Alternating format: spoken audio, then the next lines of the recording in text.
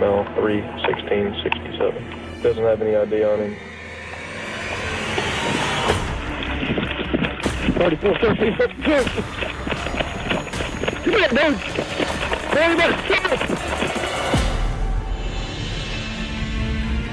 Dug my little hole in my prayer. Put them together. They needed to be together.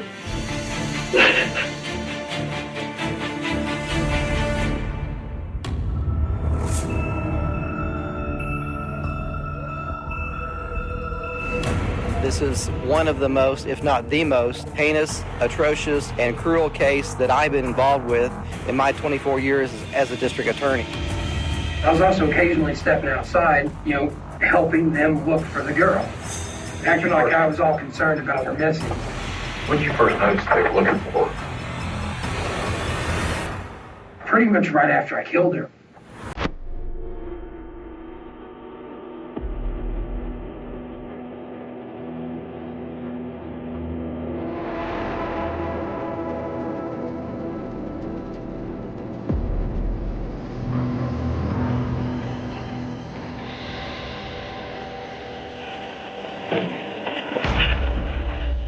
What's up, man?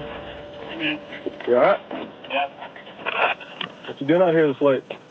Walking home. Walking home? You break down? No, just got mad. You got an ID on you? No. What's your name, man? David? Yeah, hang tight, okay? Don't go anywhere.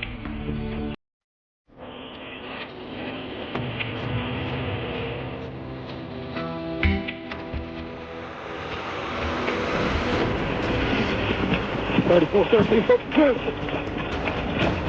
here, dude! Boy, you better stop!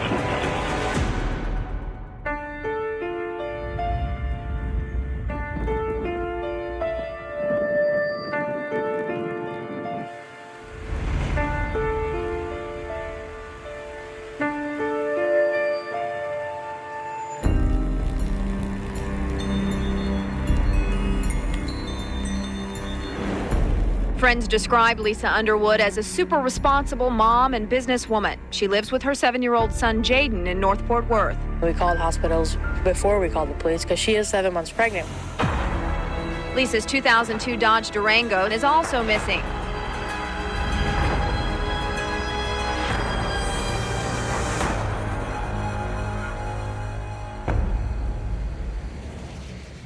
We are talking to a number of people, many of which are very close to Miss Underwood.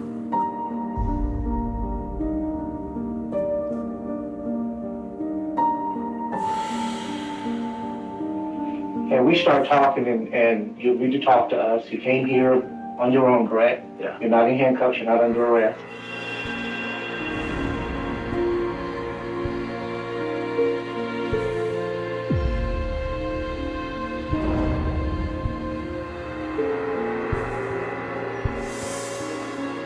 You dated Lisa for some time, I think, a little bit, or what? I dated her, I think we went on actually 2 dates. You were dating somebody else at the same time? I was dating a few people. I kind of made a joke out of it, well, my buffet line. And because I was dating so many girls. Someone laughing while his ex-girlfriend is missing might feel really cold and callous and unemotional. And you ended up marrying one of those people? Yes. What's her name? Trish. It's really striking that he's comparing women to a buffet line when he's being investigated for a potential double homicide. He objectifies them. He describes them as something to be consumed cheaply. Did Lisa tell you that that child was yours? At one time, yes. So he was married, and he was having an affair with Lisa. But just lying doesn't make you a psychopath. It makes you a liar.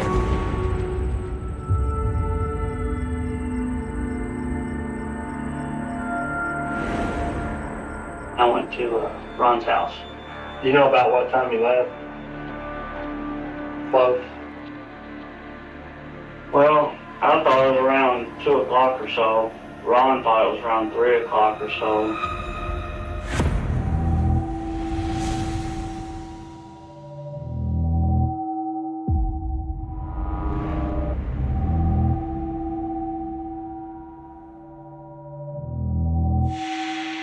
Steve, we talked just a second ago about you being stopped by an officer up in Denton County. How did you get up there? Tell me what happened there. I was driving my truck. I broke down. I was walking towards service road, and he come up and put his lights on me. What name did you give him? I didn't give him my name. Why? Because I was mad at him. I felt like he was harassing me because I was just walking. I wasn't doing nothing wrong. And what did you do when he was in his car? I ran Okay. Where'd you run to? through a field towards the truck. One of the traits of psychopathy is grandiosity. And it seems he perceives himself to be intellectually superior and can maybe get around whatever it is they're trying to get at. The reason why I didn't say nothing about the police because I know I'd get in trouble for doing what I did. Not to get in trouble for murder, Steve.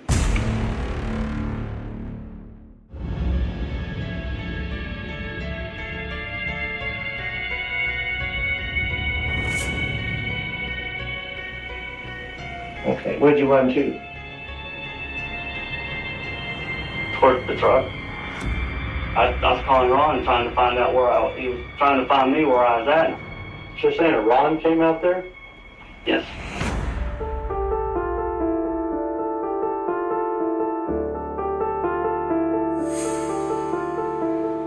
Dodd said he got a call from Barbie saying he'd run out of gas. Dodd took the gas to Barbie on Farm Road 407. He said once there, Barbie opened the back of a blue SUV and that Dodd saw the bodies of a woman and child in the back.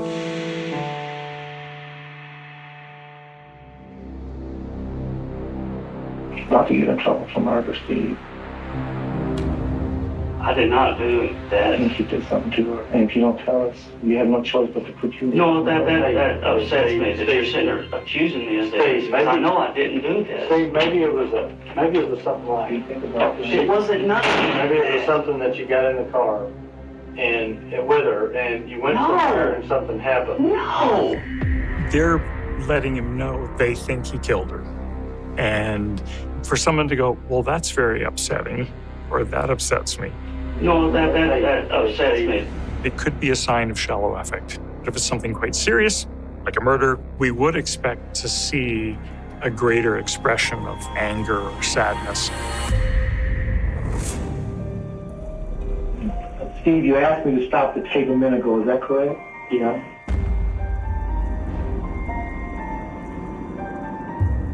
Ron took you to her house that night? About what time? After 10? After 11? Maybe around 10 o'clock. He kept throwing up everything about insurance, child support, and telling Trish. And telling Trish what specifically? I don't know what she was going to say. It's something to ruin your marriage. Yes. So somehow, during this argument, you killed her. I can hear you. Yes. I was wrestling around and I was holding her down.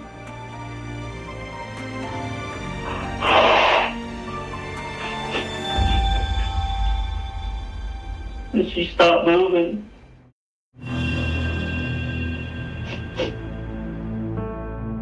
She had broken ribs and lots of damage to and around her face, which meant that he had to have been either kneeling on top of her or hitting her. She had multiple bruises. So this felt superficial to me. I didn't feel like it was a genuine display of emotional distress about a victim.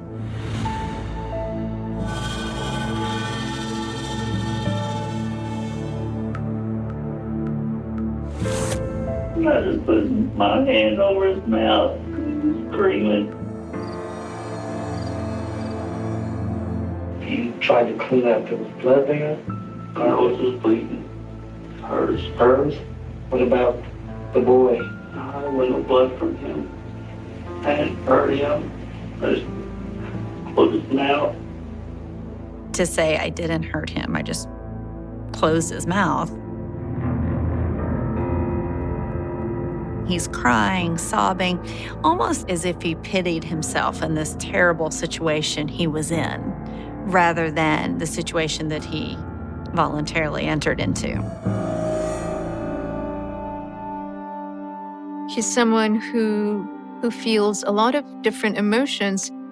He feels guilt, he feels shame, he feels rage, although we don't see the rage. He feels abandoned. He feels he's intensely looking for affection and attachment. All of these are not really consistent with a full-blown psychopath. He might have what we call borderline personality organization, not even disorder. He cycles through emotions strongly. He's very attached to relationships. He feels abandoned and empty when he's not in a relationship. He is not able to regulate his feelings, his intense feelings of love and shame and rage, and so closer to borderline personality.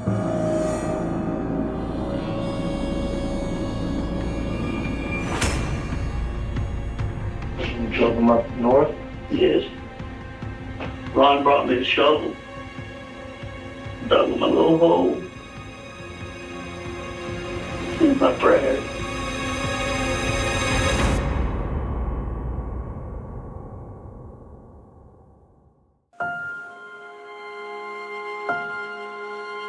In a wooded area, investigators finally made the discovery. We know that the grave contains the bodies of a female and a male consistent with the ages of Lisa Underwood and her son Jaden.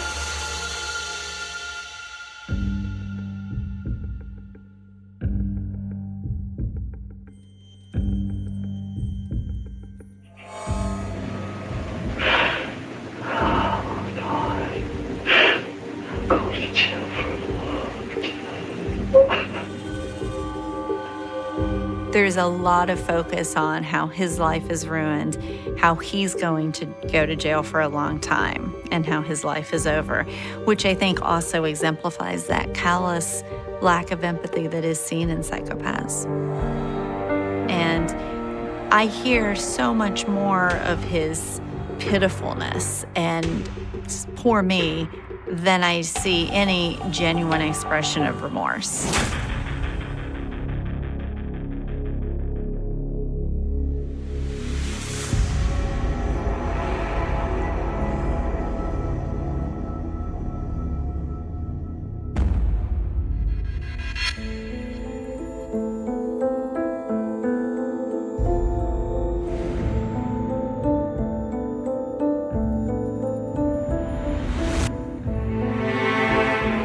Days of searching for 10-year-old Jamie Rose Boland came to a devastating end Friday afternoon here in the town of Purcell, Oklahoma.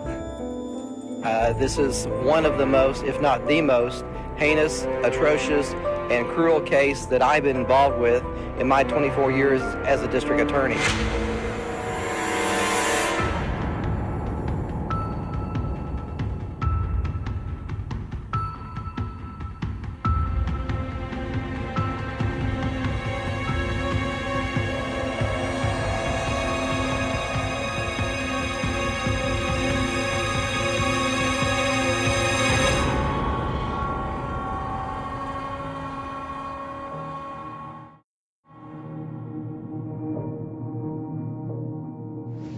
Why don't you go right back from the very start? When did this kind of thought first occur to you to maybe do something like this?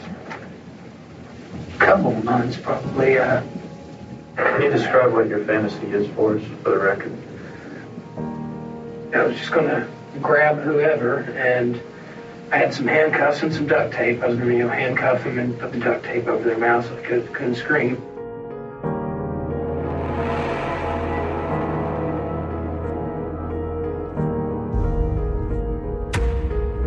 There's also a doll head I found on the ground a while back that I stuck some needles in. Kind of illustrates what was in my fantasy. It had like some needles in its cheeks and some nails in its eyes. It's a form of what we call a behavioral tryout. And sometimes you see that with these individuals. They'll start mutilating dolls or something as a way of kind of living the fantasy, and that no longer is sufficient, which is why they select actual victims. Is any person? Yeah, well, I did kind of favor this girl a little. I had plenty of chances to get her. She'd actually been in my apartment a couple of times before that. One time I was standing out there with my pet rat, holding it and had it on my shoulder. And, you know, she thought it was cute and she wanted to pet it. What's her name for the record? I didn't even know it until this happened. It was Jamie Bowman or something like that. How did you learn of her name? Newspaper. Well, it's kind of a weird indifference, you know? I mean, it really wasn't important to him what her name was. A lot of times, particularly with serial killers, they're looking for a type. So what does it matter what the person's name is? He found a vulnerable victim. So, you know, she seemed like a very trusting kid. If it hadn't been me, it could have ended up being someone else. He has been relying on the virtual world, so he may have interacted with people who had similar interests. I'm not sure he's fully grasping how unusual, how bizarre his thinking is. I planned, you know, to get her as she, you know, walked in from school. So I hung around waiting for her. She didn't chain her bike up, she just propped it up against the stairwell. She saw me stand there. Anyway, she, you know, kind of chatted for a minute and then asked to come inside and see my rat again. And about the only TV I ever watch is cartoons. And we were talking about the show a little. And I was like, oh, now's my chance. But, you know, then I had to say, no, I can't do it. And I just kind of struggled with myself the whole time she was in there. And was a struggle between right and wrong? Yeah, well, or kind of, yeah, both that and, you know, not wanting to get caught. Some psychopaths have difficulty controlling their impulses. He, in this case, impresses as relatively immature. You know, someone who's socially sort of backward in some ways. There's a lot of impulsive behavior here, but not a lot of forethought about what the consequences would be. I kind of thought, you know, I better just knock her out. So grabbed the cutting board and, you know, and finally I did it. I couldn't believe how strong she was. I could barely hold her down. It took me probably 15, 20 minutes to kill her.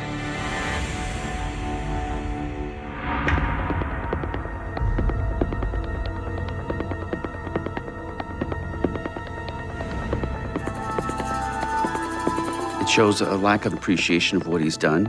He's completed the act, he's done what he's wanted to do, and then he moves on. And he knows what he just did, and there doesn't seem to be any remorse.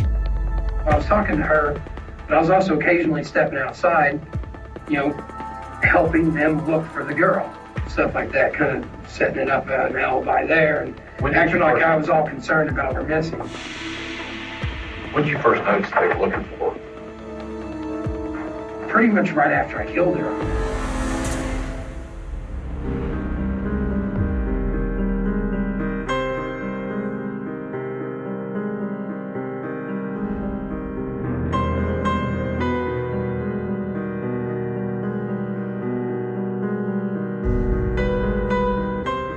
I had a horrible 24 hours.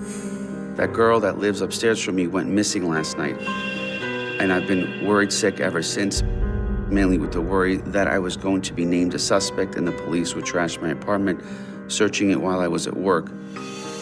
I've hardly ate in 24 hours. I don't necessarily know or believe that he's actually anxious. I think he has some kind of cognitive understanding that he's going to get in trouble. So the reaction he's having is more about being apprehended. And then potentially, I may not have an opportunity to do this again. I'm afraid the cops would come into my apartment and see all my horror movies and documentaries about serial killers. His screen name is Subspecies 23, which was an interesting choice of name. It's almost like an acknowledgement that he himself is a subspecies, that he's not quite human. Something that's, haunted me ever since it happened. She started yelling, "I'm sorry." Which, I'm just like, what is she sorry for? She didn't do anything wrong. It's me. I'm the one that should be sorry.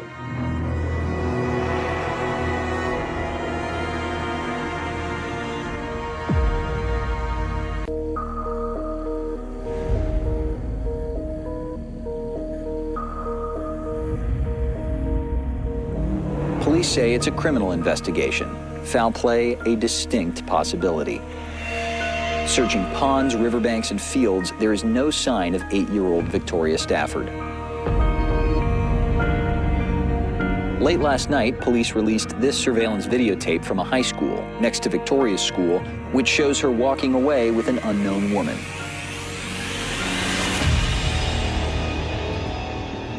Did he make you help him do that?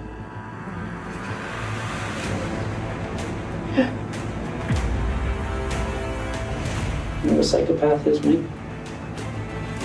I have never met one. I just met one tonight. You. If she can get to a phone, if she can just get away, she's a strong little girl. Just get away from whoever it is, or wherever you are, and just run.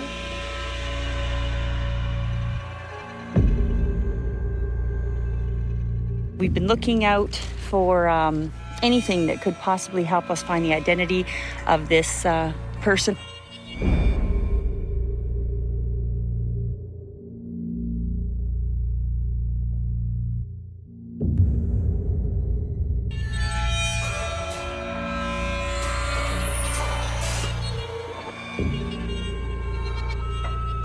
Come on in, grab a chair. That'll unfold, so that's a blanket for you there, okay? And if you have any questions as we go along, there's no issues there at all, okay? Okay.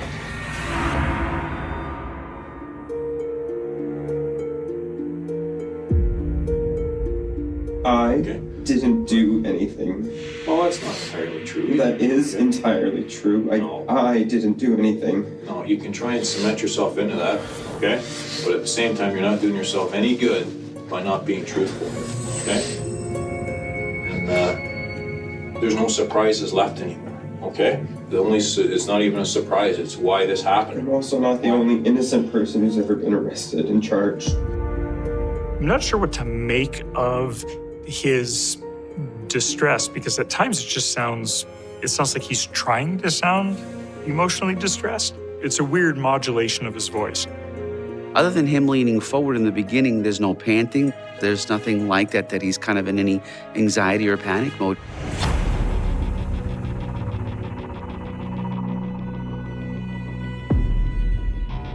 Your vehicle's seen on the video, okay? The girl who's on the video who walks away with Tori has been identified, and she's been identified as her and Tori being in your car. And you can't mask that. You can't change it, okay? No. Because what's happened has happened. I can't turn back the hands of time, and neither can you. This may have been a thing that you just snapped and did something. That stuff happens. It may have been something you planned for many months and got some enjoyment out of the plan. I didn't do anything. He is thwarting every approach they try and use to get him to own even a little bit of something that happened. He's doing that verbal play with them. It's almost a verbal repartee. He's listening very carefully, and he's also divulging, but they're not listening. So you can see that in psychopathy as well, where the person they're highly tuned to their target and to other people in their environment. So that's how they stay manipulative of other people. They try the good cop, bad cop They, by trying to make him feel bad, they try empathizing with him, and he does something that you might tell any friend to do is just ask for an attorney and shut up. But he can't shut up. He keeps talking, even though he's still not going to go for it and tell them what they want to know. But he is deliberately rejecting every opportunity they give him to confess to something or to even acknowledge something. I think they may have underestimated the level of callousness and unemotionality and psychopathy present in their suspect. You don't have to be an expert in body language. All you've done is lay around in the fetal position since you've been here. That's not how innocent people act. That's not how people that are falsely accused of something act. It's the last thing they do. Possibly that it's freezing. I haven't eaten since noon. It couldn't be that this is all just a huge shock to me. No, it couldn't have been any of that at all. You made a mistake, right? You'd take this back if you could. This is a mistake, Mike. You need to deal with this. I am no monster, I know but you're I not a did monster. not do what you think I did. I know you did.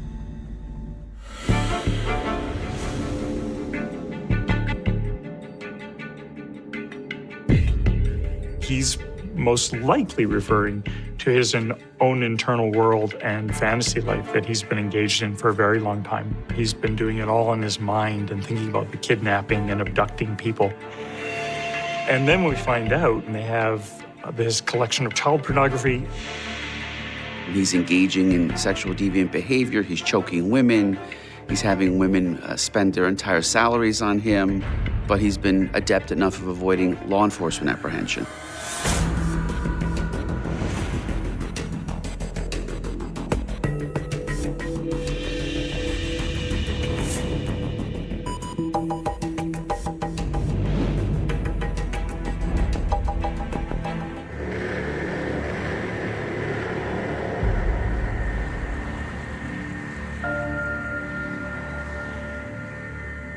They fanned out into the fields looking for any sign of the little girl.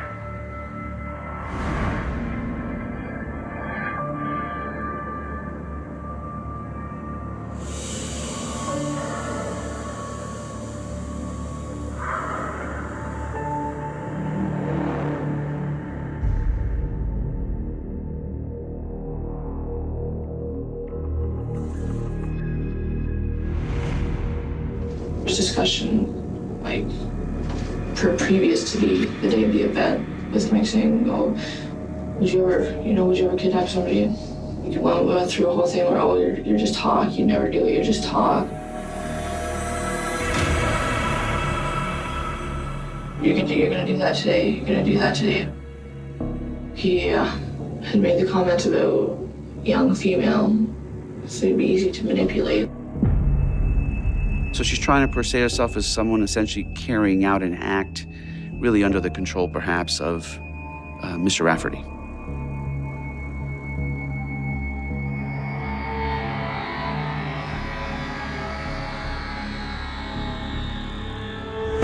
Victoria was pretty much the first younger female that came out.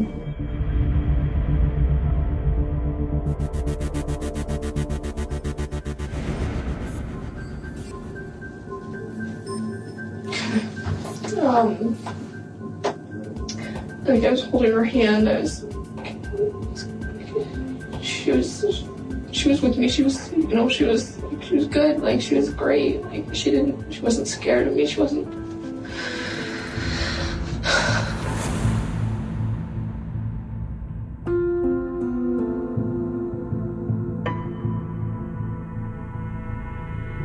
He wanted a claw hammer, garbage bags, like a box of garbage bags. I was really contemplating, like, whether or not I wanted to go back out to the vehicle or not.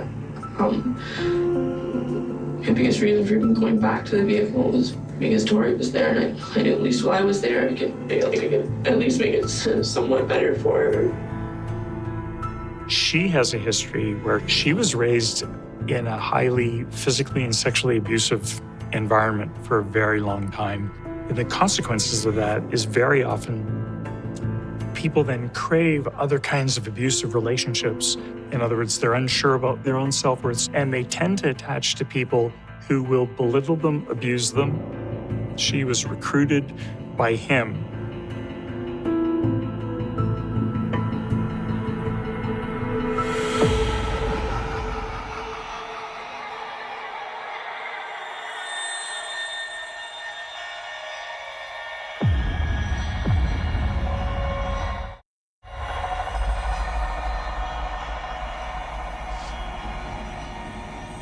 See bits and pieces, and that's it.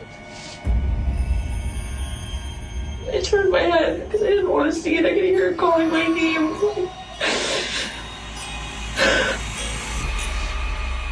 Many victims of sexual assault abuse will describe that they become paralyzed when confronted with the sexual assault. At a really deep level, she is like the little girl. Well, I think what Terry Lynn, Ms. McClintock, is trying to describe is that perhaps her co-conspirator was manipulating her or trying to convince her to carry out the subduction.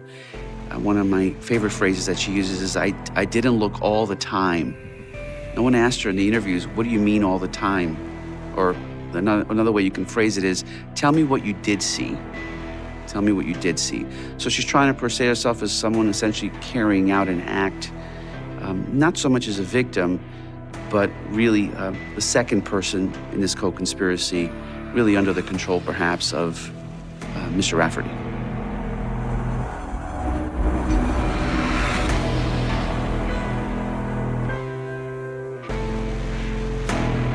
So tell me what happened.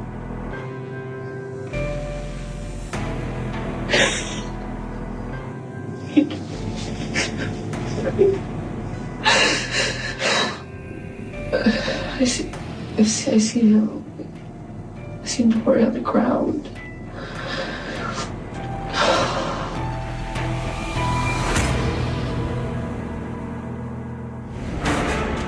I turned my head away again. I could hear her, like, the sound of her voice, like, just grow fainter. I could hear her, like, moaning, like. I remember hearing the rustle of garbage bags, like. I seemed like you kick her a couple times, like. Garbage bag over her head.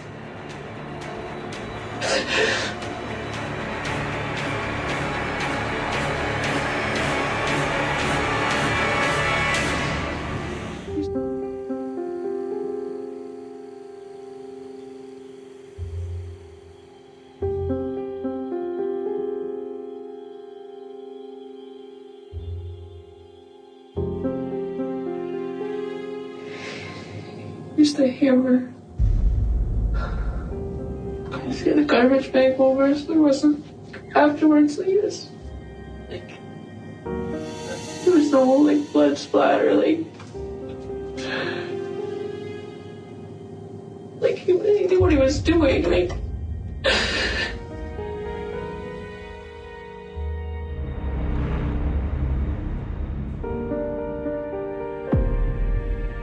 He started to lift up her upper body, and I just stood there, and he would make it like all pissed off. Like, hurry up, like, what are you doing? You gotta help me move her. You gotta help me move her. So I picked at the bottom where her feet were. I walked her over. Just tossed. Just tossed me.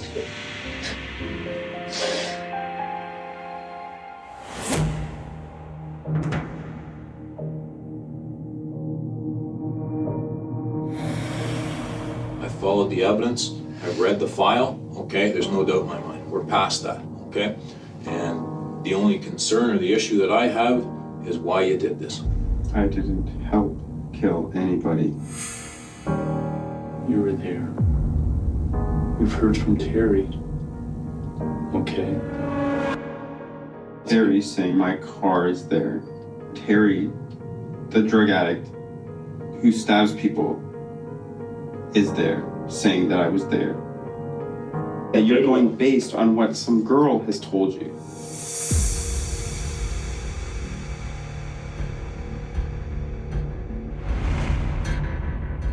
Minutes ago, an officer just handed me a fax report from London Police about a date rape allegation involving you. And that's only... How unfortunate for you that within 5 months you've been accused of date rape, of drugging a girl, and now you're accused of kidnapping and murdering an 8-year-old girl. It's a liar. Tori Stafford is all over your car. All over it. And Terry Lynn explains everything that she knows we're going to find. You're explaining nothing. So I don't give a if you say one more word, tell the truth. Right, we're done then. Well, I'm done with you anyway. Someone runs in here and starts barking.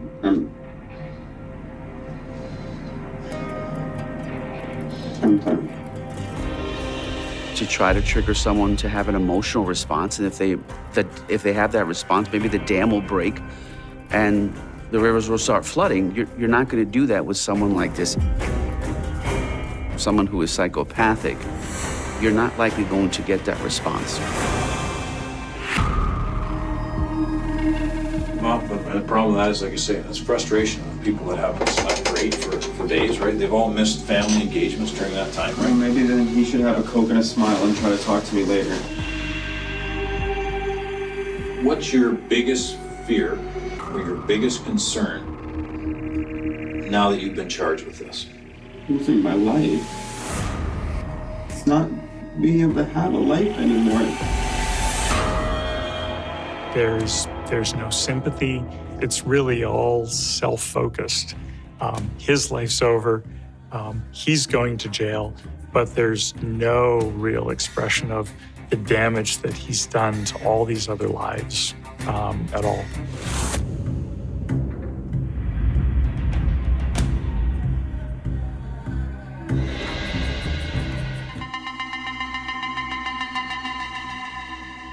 Hey, Mike. I'm a pretty get down to the facts kind of guy. I've got what Terry Lynn has told me this afternoon, and I've got you. This is your opportunity. Terry Lynn's sitting right here. Tell her she's a liar. You've got no problem at saying without her in the room. Terry's a liar. That's what you're hoping. I'm not even looking at her. I don't need to look at her.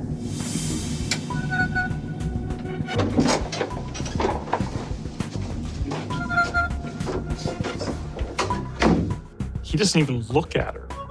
She is not a person to him.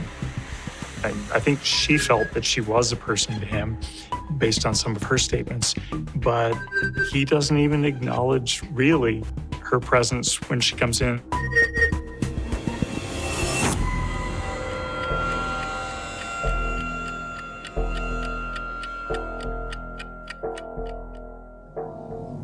You know what a psychopath is, Mike? I have never met one. Well, I just met one tonight. In the other room. You. You know, psychopaths don't tell the truth. Psychopaths rarely confess, actually. Okay.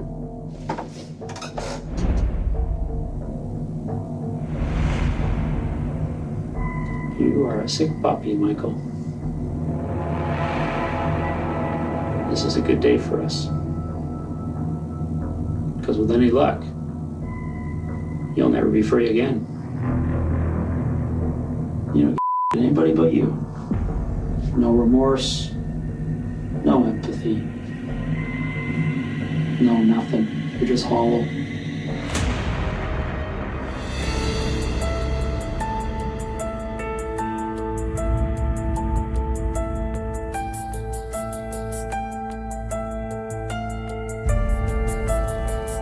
Back there under the rocks, Detective Staff Sergeant Jim Smith found the body of Tori Stafford in a garbage bag.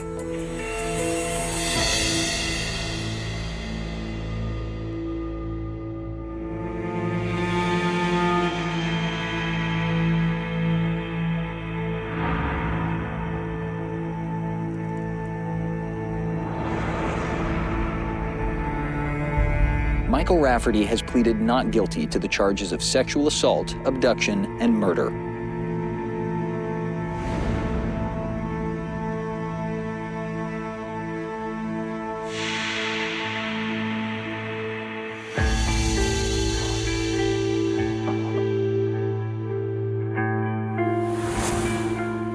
It was me that committed the murder and not him. He didn't physically kill her. It wasn't him that killed her. It was me.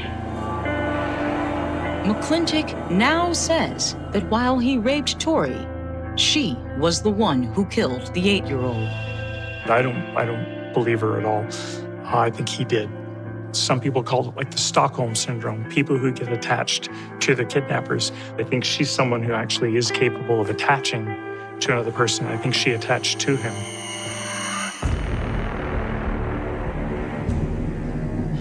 We're done. I think you're a cold-blooded killer. You can think whatever you want. Every time I see a butterfly or a purple ribbon, we will forever be reminded of our little princess.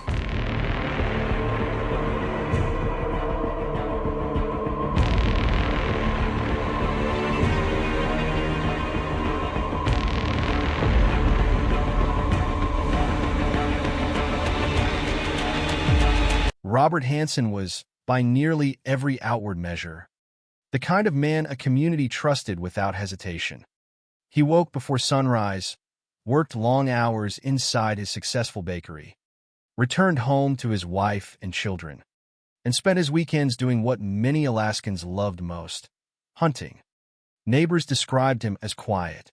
Customers remembered him as polite. Fellow hunters respected his skill in the wilderness. To the people of Anchorage, Alaska, he was simply a hard-working family man who had built an honest life through discipline and determination.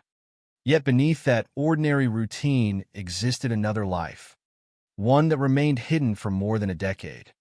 Between 1971 and 1983, while flour dust settled across the counters of his bakery each morning, another trail was slowly forming far beyond the city limits. It stretched into Alaska's forests, riverbeds, and isolated valleys, where at least 17 women would lose their lives. Some investigators would later believe the true number could be much higher.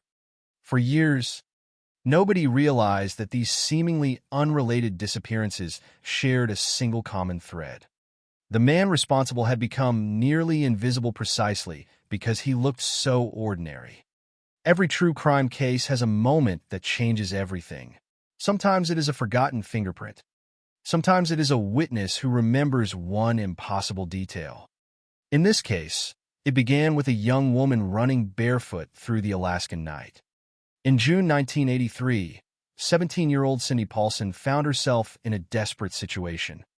According to her later statement to investigators, she had been abducted, restrained, and assaulted. The man responsible was preparing an airplane at a private airstrip. As he loaded equipment onto the aircraft, a brief opportunity appeared. Cindy managed to free herself from her restraints. She did not know how much time she had. She did not know whether anyone would hear her if she screamed. She simply ran, barefoot, frightened, and wearing only what she had left after her ordeal. She sprinted across the highway, driven by the instinct to survive. For a passing driver, the sight must have been startling. A teenage girl racing through the darkness without shoes, visibly terrified, was impossible to ignore. The driver stopped, offered help, and brought her to safety. Within hours, Cindy was speaking with police officers, recounting an experience that seemed almost impossible to believe. She described the man who had abducted her. She explained that he had intended to fly her somewhere remote. She remembered details that would later prove important, including leaving her shoes behind inside his vehicle. At first, however, investigators struggled with what they were hearing. The suspect she identified was not an unknown drifter or a repeat violent offender living on the margins of society. He was Robert Hansen, a respected businessman whose reputation stood in sharp contrast to the allegations being made against him.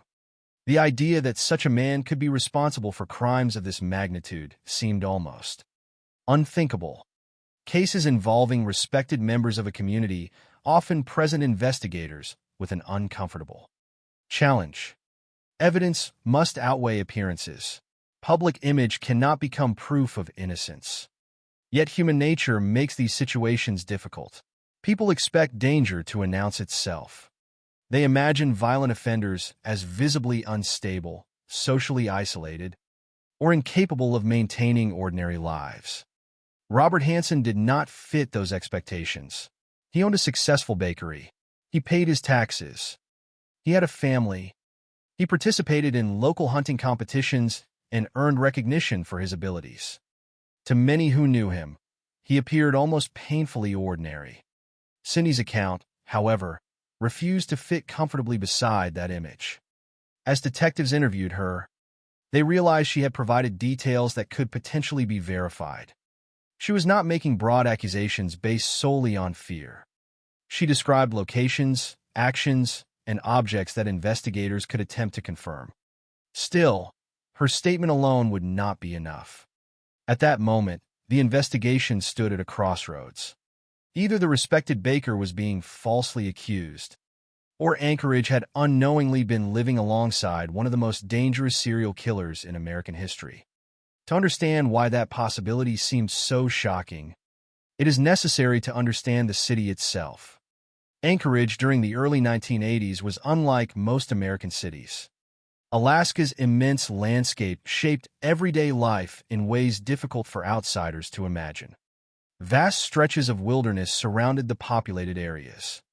Mountains, forests, rivers, and isolated valleys extended for hundreds of miles. Small aircraft were not unusual. They were essential transportation for many people.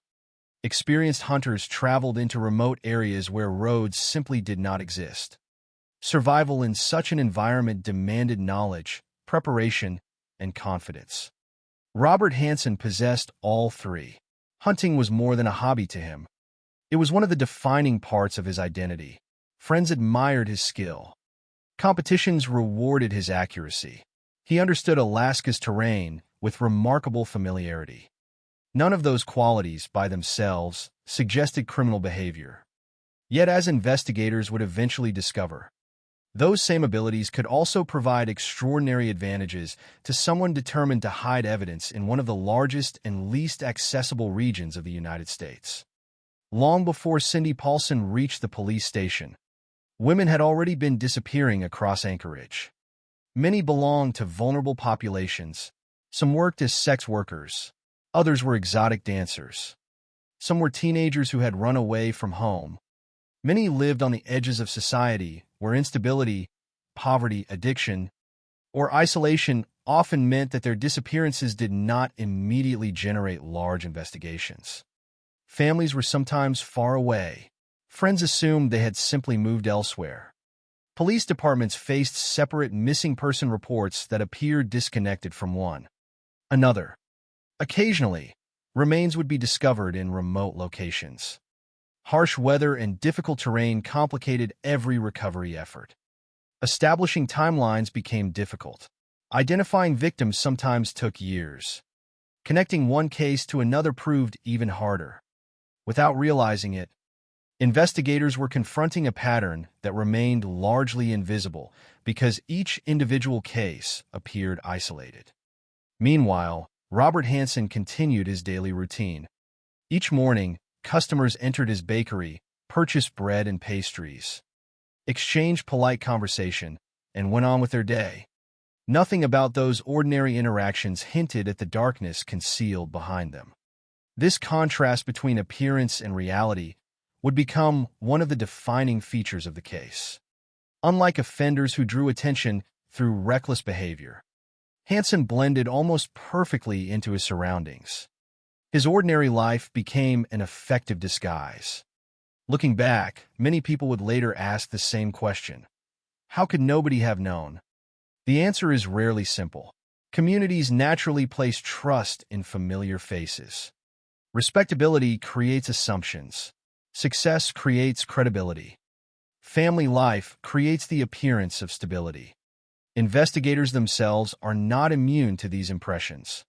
The challenge in any criminal investigation is separating evidence from expectation.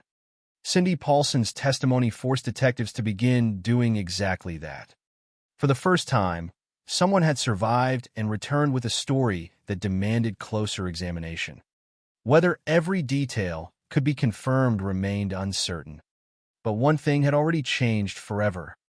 The image of Robert Hansen as merely a quiet baker could no longer remain unquestioned.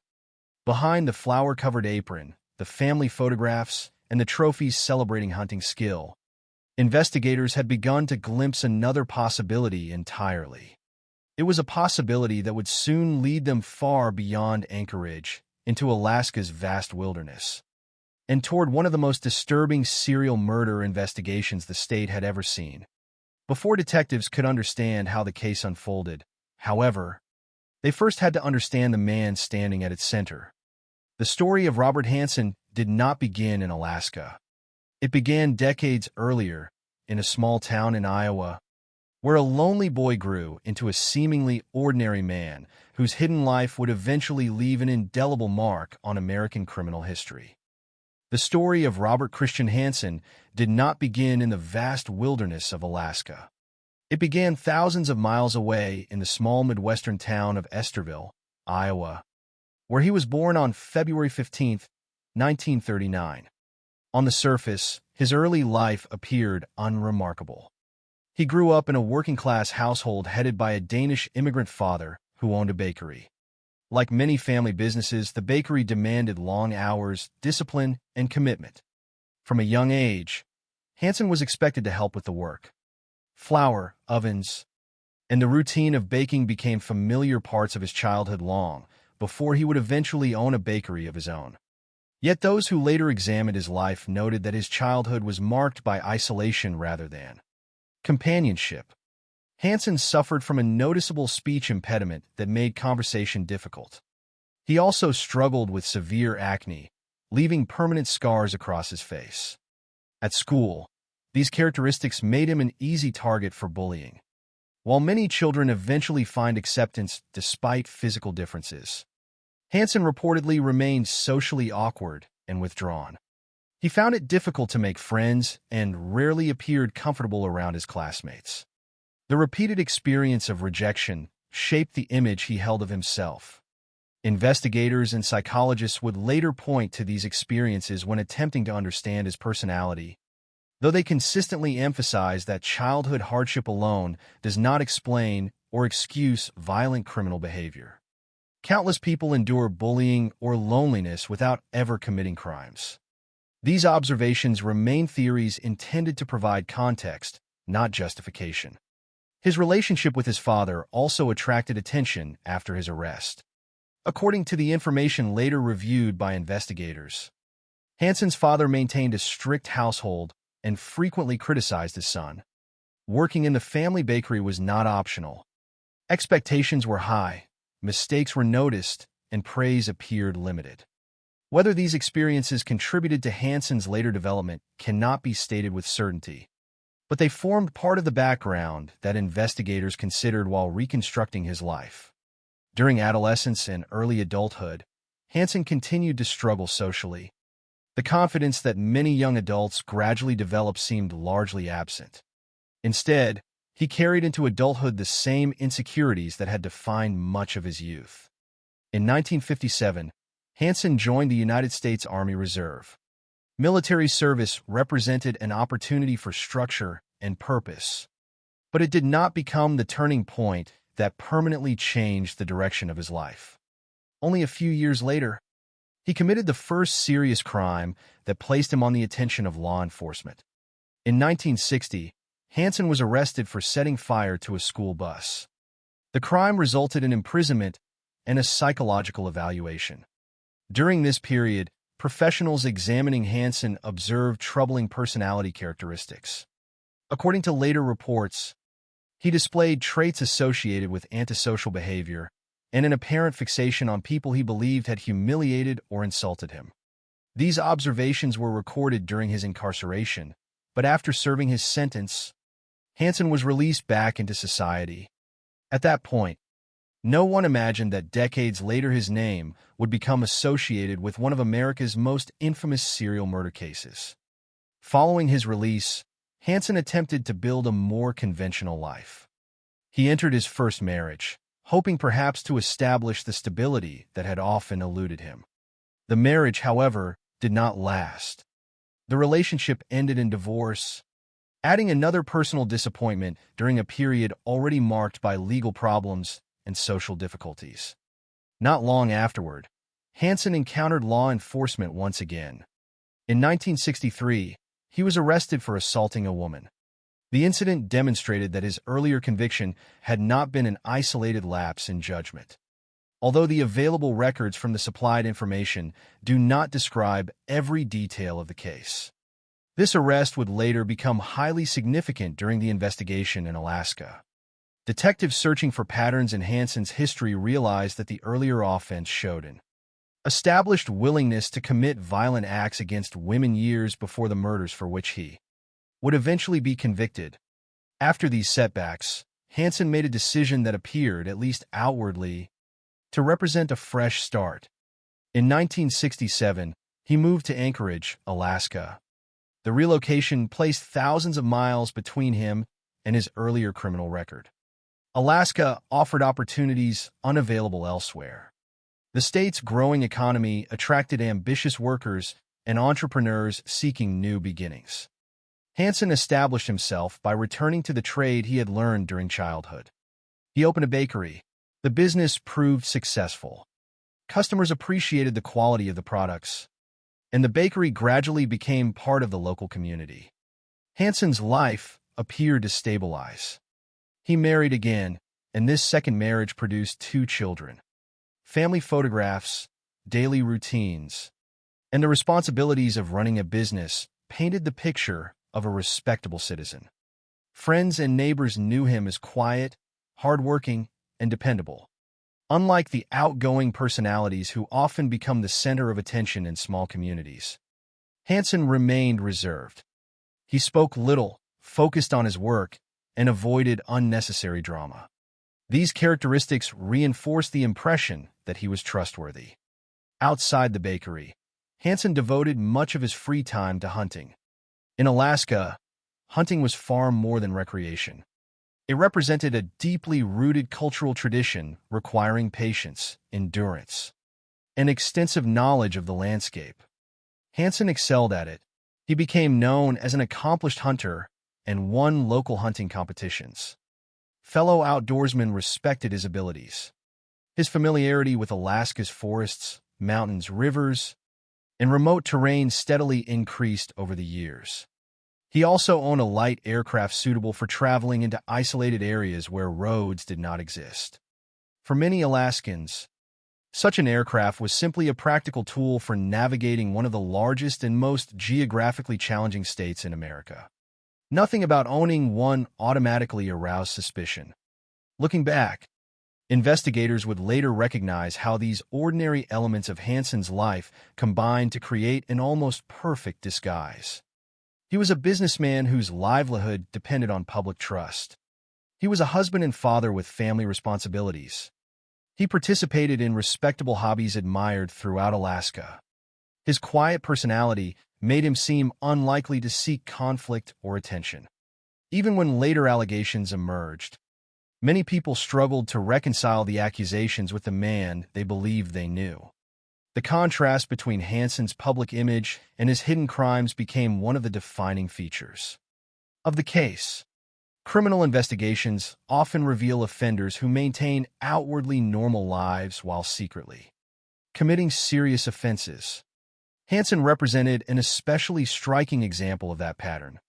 Nothing about his daily routine, suggested the violence that investigators would eventually uncover. Customers entering his bakery each morning had no reason to suspect that the polite man behind the counter could be connected to missing women whose disappearances remained unsolved across Anchorage. The success of his deception depended not only on his own actions, but also on society's tendency to judge people by appearances. Respectability can create powerful assumptions. A stable business, a family, and community involvement often lead others to dismiss suspicion before carefully examining evidence. Hansen benefited from those assumptions for years. Yet while his reputation continued to grow, Alaska itself was changing in ways that would unintentionally create opportunities for a predator determined to remain hidden. During the early 1970s, the construction of the Trans-Alaska Pipeline transformed Anchorage into a rapidly expanding city. Thousands of workers arrived seeking employment. Alongside economic growth came new social challenges, including increased prostitution, drug use, homelessness, and runaway youth. Many vulnerable women found themselves living on the margins of society, often without strong family connections or stable housing. Their disappearances could easily go unnoticed for days, weeks, or even longer. Investigators would later conclude that these circumstances played a significant role in delaying recognition of the pattern that was developing. Hansen had established himself in exactly the right place at exactly the right time. He possessed skills that allowed him to travel deep into Alaska's wilderness, enjoyed a reputation that discouraged suspicion, and lived in a community where vulnerable people sometimes disappeared without immediately triggering major investigations. None of these factors alone created the tragedy that followed, but together they formed the environment in which his crimes remained concealed for more than a decade. As Anchorage continued to grow and prosper, few residents realized that another story was quietly unfolding beyond the city limits. One by one, women from society's most vulnerable groups began disappearing. At first, each case appeared isolated. Some were assumed to have moved away. Others were believed to have left voluntarily. But as the years passed, the number of missing women steadily increased, and scattered discoveries in Alaska's remote wilderness hinted that these disappearances might not be unrelated after all. It would take years before investigators fully understood that they were confronting not separate mysteries, but a single, horrifying pattern. By the early 1970s, Anchorage was changing at a pace few longtime residents had ever experienced.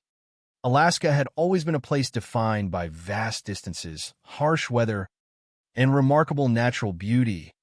But the construction of the Trans-Alaska Pipeline brought an entirely new chapter to the state's history. Thousands of workers traveled north in search of opportunity, drawn by the promise of well-paying jobs and the excitement of participating in one of the largest engineering projects in the United States. Businesses expanded, neighborhoods grew, and the local economy flourished. Yet alongside that rapid development came social challenges that would quietly shape one of the darkest criminal investigations in Alaska's history. As the population increased, so did the number of people living on the margins of society. Prostitution became more visible in Anchorage. Drug use became a growing concern. Young people ran away from difficult homes, arriving in the city with little money and few connections. Some women drifted from temporary shelter to temporary shelter, relying on unstable work to survive. Others had no close family nearby to notice if they suddenly disappeared. For investigators looking back years later, this changing social landscape became one of the most important pieces of the puzzle. Robert Hansen did not create these circumstances, but according to investigators, he exploited them with extraordinary patience. His victims were not chosen at random. Based on his later confession and the investigation that followed, Hansen primarily targeted women who were especially vulnerable. Many worked as sex workers. Others performed as exotic dancers. Some were teenage runaways. Others were simply young women living unstable lives on the edges of society. Hansen rarely targeted women with established family lives or strong social networks. This pattern helped explain why so many disappearances initially failed to generate widespread attention. When someone living a highly visible life suddenly vanishes, friends, relatives, employers, and neighbors often begin asking questions almost immediately. But for people whose daily lives were already uncertain, absences could easily be misunderstood. Some were believed to have left town voluntarily. Others were assumed to have changed jobs or moved elsewhere. In some cases, there was simply no one available to report them missing right away. The result was a series of investigations that often began late and lacked the information needed to identify clear connections between victims. During these years, Robert Hansen continued living the life everyone expected of him. Each morning, he opened his bakery. Customers entered, exchanged greetings, purchased fresh bread and pastries, and continued with their routines. His business prospered. His family life appeared stable. His reputation as an accomplished hunter continued to grow. Nothing in his public image suggested that investigators would one day consider him responsible for one of the largest serial murder cases in Alaska's history. This contrast between appearance and reality remains one of the most unsettling aspects of the case. Hansen did not rely on intimidation or public displays of power. Instead, his greatest protection came from how ordinary he appeared. Those who interacted with him saw a quiet businessman devoted to work and family. Very few people questioned what he did during the hours when he was away from the bakery or deep in Alaska's wilderness pursuing his favorite hobby. Hunting occupied a central place in Hansen's life. Like many Alaskans, he possessed extensive knowledge of the outdoors. He understood weather patterns, animal behavior, remote trails, river crossings, and isolated valleys that few people ever visited. Years of experience had taught him how to navigate terrain that could quickly overwhelm anyone unfamiliar with the region. He also owned a light bush plane, a practical tool for reaching locations inaccessible by road. In Alaska, this was not unusual. Bush planes served communities scattered across enormous distances and were commonly used by hunters, fishermen, and pilots traveling to remote camps. Hansen's aircraft attracted little attention because it fit naturally within the culture of the state. Only later would investigators recognize how significant that airplane had become. According to Hansen's own admissions after his arrest, he followed a calculated pattern in carrying out his crimes. He would first approach women in Anchorage, often offering money, transportation, or even an opportunity to fly with him. The approach itself was designed to appear ordinary enough to avoid immediate suspicion.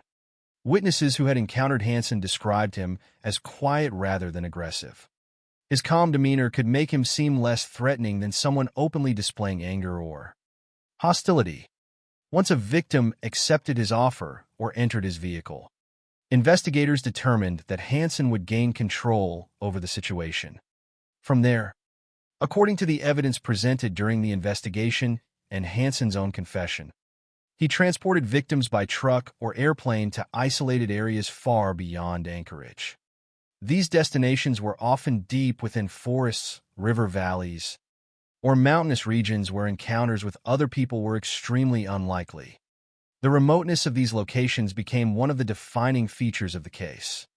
Alaska covers more than 660,000 square miles, making it by far the largest state in the United States. Enormous sections remain undeveloped wilderness. Even today, vast areas can only be reached by aircraft, boat, or long journeys across difficult terrain. During the 1970s, searching such regions for missing persons presented enormous logistical challenges. Helicopters, aircraft, and search teams could only examine limited areas, and poor weather often delayed operations. If someone disappeared into Alaska's wilderness, finding them could become almost impossible. According to Hansen's later confession, after transporting victims to these remote locations, he forced them into situations where escape seemed possible before pursuing them using the hunting skills for which he had earned local respect.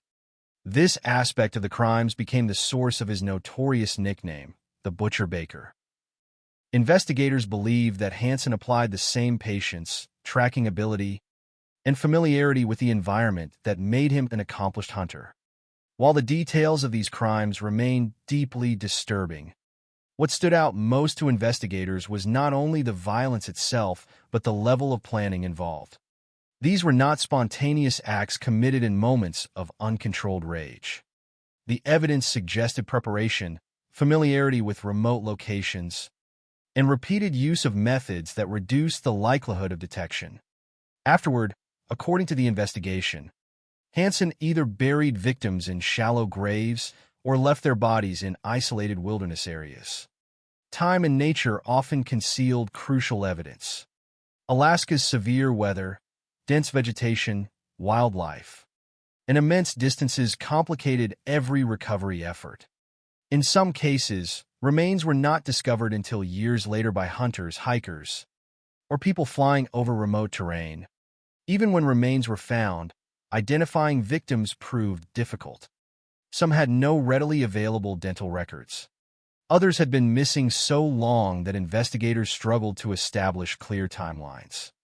Advances in DNA technology would eventually allow additional victims to be identified many years after Hansen's conviction, illustrating how long the consequences of his crimes continued to affect families and investigators alike.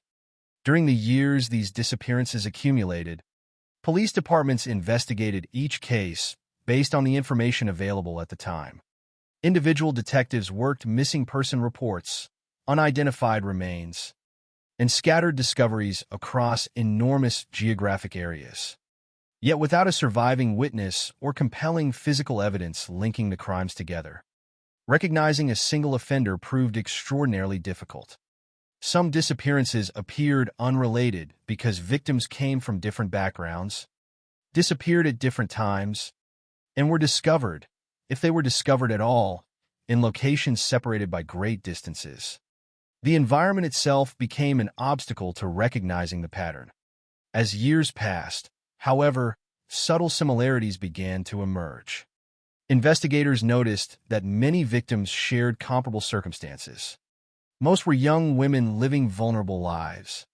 Several remains had been found in remote areas inaccessible by ordinary vehicles. The locations suggested someone intimately familiar with Alaska's wilderness, someone capable of reaching places few people ever visited. Still, these observations alone were not enough to identify a suspect. Hundreds of experienced hunters lived throughout Alaska. Numerous residents owned small aircraft. Detectives needed more than coincidence before focusing on any individual. Meanwhile, Hansen continued his public life without attracting significant suspicion. His bakery remained successful. He maintained his reputation within the community. Friends and customers continued seeing only the hard-working businessman they believed they knew. The duality of his life became increasingly striking in hindsight. By day, he represented stability and reliability. Hidden behind that ordinary existence, investigators later concluded, was a carefully concealed pattern of violence extending over more than a decade. The missing women were connected by far more than anyone realized, but without someone who had survived to tell the story, the pieces remained scattered across Alaska's immense landscape. That situation would finally change in the summer of 1983, when one young woman managed to escape before disappearing into the wilderness. Her determination to survive would provide investigators with the first direct account capable of challenging Robert Hansen's carefully constructed facade and transforming years of unanswered disappearances into a single investigation that could no longer be ignored. For more than a decade, Robert Hansen had managed to separate two completely different lives. One belonged to the respected businessman who greeted customers every morning inside his bakery, cared for his family, and spent weekends hunting across Alaska's vast wilderness. The other remained almost entirely hidden, known only to the women who disappeared and never returned. Investigators had recovered scattered pieces of a disturbing puzzle over the years. But they lacked the one element that often transforms suspicion into a focused investigation: a living witness. That changed in June 1983, when 17-year-old Cindy Paulson escaped from the man who would later be identified as one of America's most notorious serial killers. According to the investigation, Hansen had abducted Cindy, restrained her, and assaulted her before transporting her toward a private airstrip. His plan, investigators later concluded, was consistent with the pattern that would eventually emerge during the case. As Hansen prepared his aircraft, loading equipment before departure, he briefly diverted his attention away from his captive. For Cindy, those few moments became the difference between life and death. Somehow, she managed to free herself from her restraints. She did not know how long Hansen would remain distracted. She could not predict how quickly he would notice she was gone. She simply understood that if she waited any longer, another opportunity might never come. She ran. She crossed rough ground barefoot, driven entirely by fear and the instinct to survive. Every second mattered. Alaska's open spaces offered little immediate shelter, and she knew the man she was escaping from possessed both a firearm and years of hunting experience. The distance between freedom and capture could disappear in moments. Reaching the nearby highway offered her only realistic hope of finding another person before Hansen found her. By extraordinary chance, a passing motorist saw the frightened teenager. According to the information provided during the investigation, Cindy appeared visibly distressed, barefoot, and desperate for help. The driver stopped and brought her to safety. Soon afterward, she arrived at a police station, where investigators began interviewing her about what had happened. At first, her account sounded almost unbelievable. Cindy described being abducted and restrained. She explained that her attacker had been preparing to fly her somewhere remote using a private airplane. She identified the man responsible as Robert Hansen. She also remembered a seemingly minor detail that would later prove significant. She believed her shoes remained inside Hansen's vehicle. Investigators understood that such details often carry considerable importance. Genuine victims frequently remember specific objects or events connected to traumatic experiences, and those details can later be verified through physical evidence. Even so, detectives faced an immediate problem. Robert Hansen was not someone who naturally attracted suspicion. By every outward appearance, he was exactly the kind of citizen most communities trust. He owned a successful bakery. He had a wife and children. He paid taxes, worked hard, and maintained a reputation as a quiet, respectable businessman. He was also known throughout the local hunting community for his remarkable skill in Alaska's wilderness. Nothing about his public image resembled the violent offender described in Cindy's statement. This contrast created understandable hesitation among investigators. Criminal investigations require evidence, not assumptions. While Cindy's testimony deserved serious consideration, detectives also recognized that accusing a respected member of the community demanded careful verification. They could not simply rely on appearances, whether favorable or unfavorable. Instead, they began examining whether her account aligned with other information already available. As investigators reviewed older files involving missing women and unidentified remains, certain similarities became increasingly difficult to ignore. For years, women from vulnerable backgrounds had disappeared throughout Anchorage. Many had been sex workers, exotic dancers, runaways, or young women living unstable lives. At first, each disappearance appeared isolated. Some victims had no close relatives immediately reporting them missing. Others were believed to have left voluntarily. Alaska's enormous size and difficult terrain complicated every search effort. Occasionally, human remains were discovered in remote forests, river valleys, or mountainous areas. But connecting those discoveries into a single investigation had proven extraordinarily difficult. Now detectives viewed those earlier cases through a different lens. Cindy's account introduced a possibility they had not previously been able to establish with confidence. If her attacker truly used a private aircraft to transport victims into isolated wilderness, it could explain why bodies had been found in locations that seemed almost impossible to reach by ordinary means. Investigators also began considering another important question. What kind of offender would possess the skills necessary to operate comfortably in such remote terrain? The answer pointed toward someone with extensive hunting experience, someone familiar with Alaska's geography, someone capable of traveling far beyond established roads. As detectives continued evaluating the evidence, they turned to behavioral analysis. According to the supplied information, investigators developed a psychological profile of the unknown offender. While profiles cannot identify a suspect by themselves, they help narrow investigative focus by describing characteristics likely to fit the offender's behavior. In this case, several features stood out. The offender appeared highly familiar with remote wilderness. He likely possessed considerable hunting experience. Access to a light aircraft would greatly increase his ability to reach isolated locations.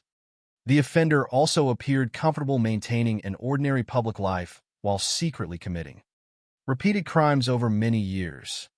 As investigators compared these characteristics with individuals known to law enforcement, Robert Hansen's name became increasingly difficult to dismiss. He matched several key elements unexpectedly well. He was an accomplished hunter with years of experience navigating Alaska's wilderness. He owned a bush plane capable of reaching remote areas. His criminal history also included earlier offenses involving violence against women. While none of these facts alone proved guilt, together they created a pattern that investigators believed justified closer examination.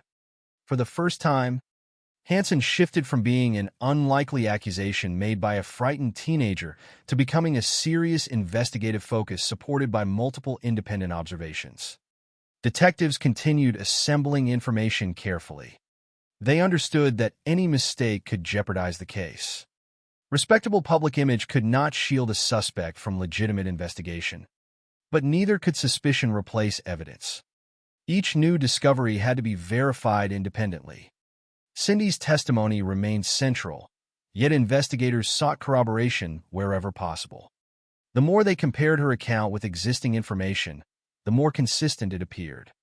Her description of Hansen's airplane matched known facts. Her recollection of the attempted flight fit the theory that victims had been transported into inaccessible wilderness.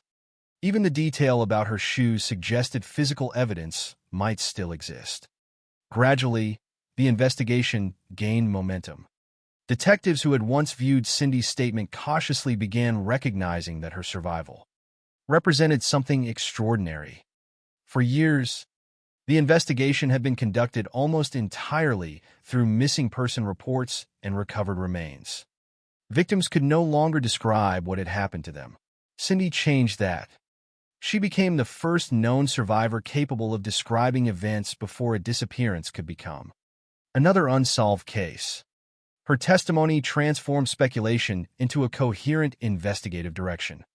Meanwhile, Robert Hansen continued living his ordinary life. Customers still entered his bakery each morning. Friends and acquaintances still saw the same quiet businessman they had always known. Nothing about his daily routine suggested that detectives were gradually assembling a case against him. This period became one of careful, methodical investigation rather than dramatic confrontation. Officers examined records, compared evidence, reviewed prior reports, and built the legal foundation necessary for the next step. They understood that if Hansen truly was responsible for years of disappearances, rushing the investigation without sufficient evidence could allow him to escape accountability. Every document reviewed and every detail verified brought investigators closer to obtaining judicial authorization for a comprehensive search. By the autumn of 1983, detectives believed they had accumulated enough information to move forward.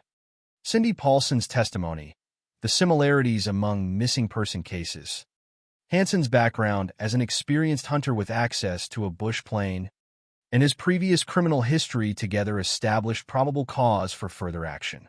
In October 1983, investigators obtained a search warrant for Robert Hansen's home. They could not yet know precisely what they would find inside. What they did know was that this search represented the most important opportunity in the investigation. If Cindy's account was accurate and the emerging pattern truly pointed toward Hansen, the evidence recovered from his property might finally answer questions that had haunted Alaska for more than a decade. The search that followed would reveal discoveries far beyond what many investigators expected and would transform one survivor's extraordinary escape into the foundation of a case that ultimately exposed the hidden life of the man known as the Butcher Baker. By October 1983, the investigation into Robert Hansen had reached its most critical stage. Detectives had spent months comparing Cindy Paulson's testimony with years of missing person reports, recovered human remains, and Hansen's own background. Piece by piece, a picture had begun to emerge that was impossible to ignore. The similarities were too numerous to dismiss as coincidence.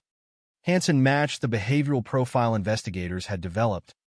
He was an experienced hunter with extensive knowledge of Alaska's wilderness. He owned a bush plane capable of reaching isolated locations where several victims had been discovered. His criminal history included earlier offenses involving violence against women. Most importantly, a living survivor had identified him directly.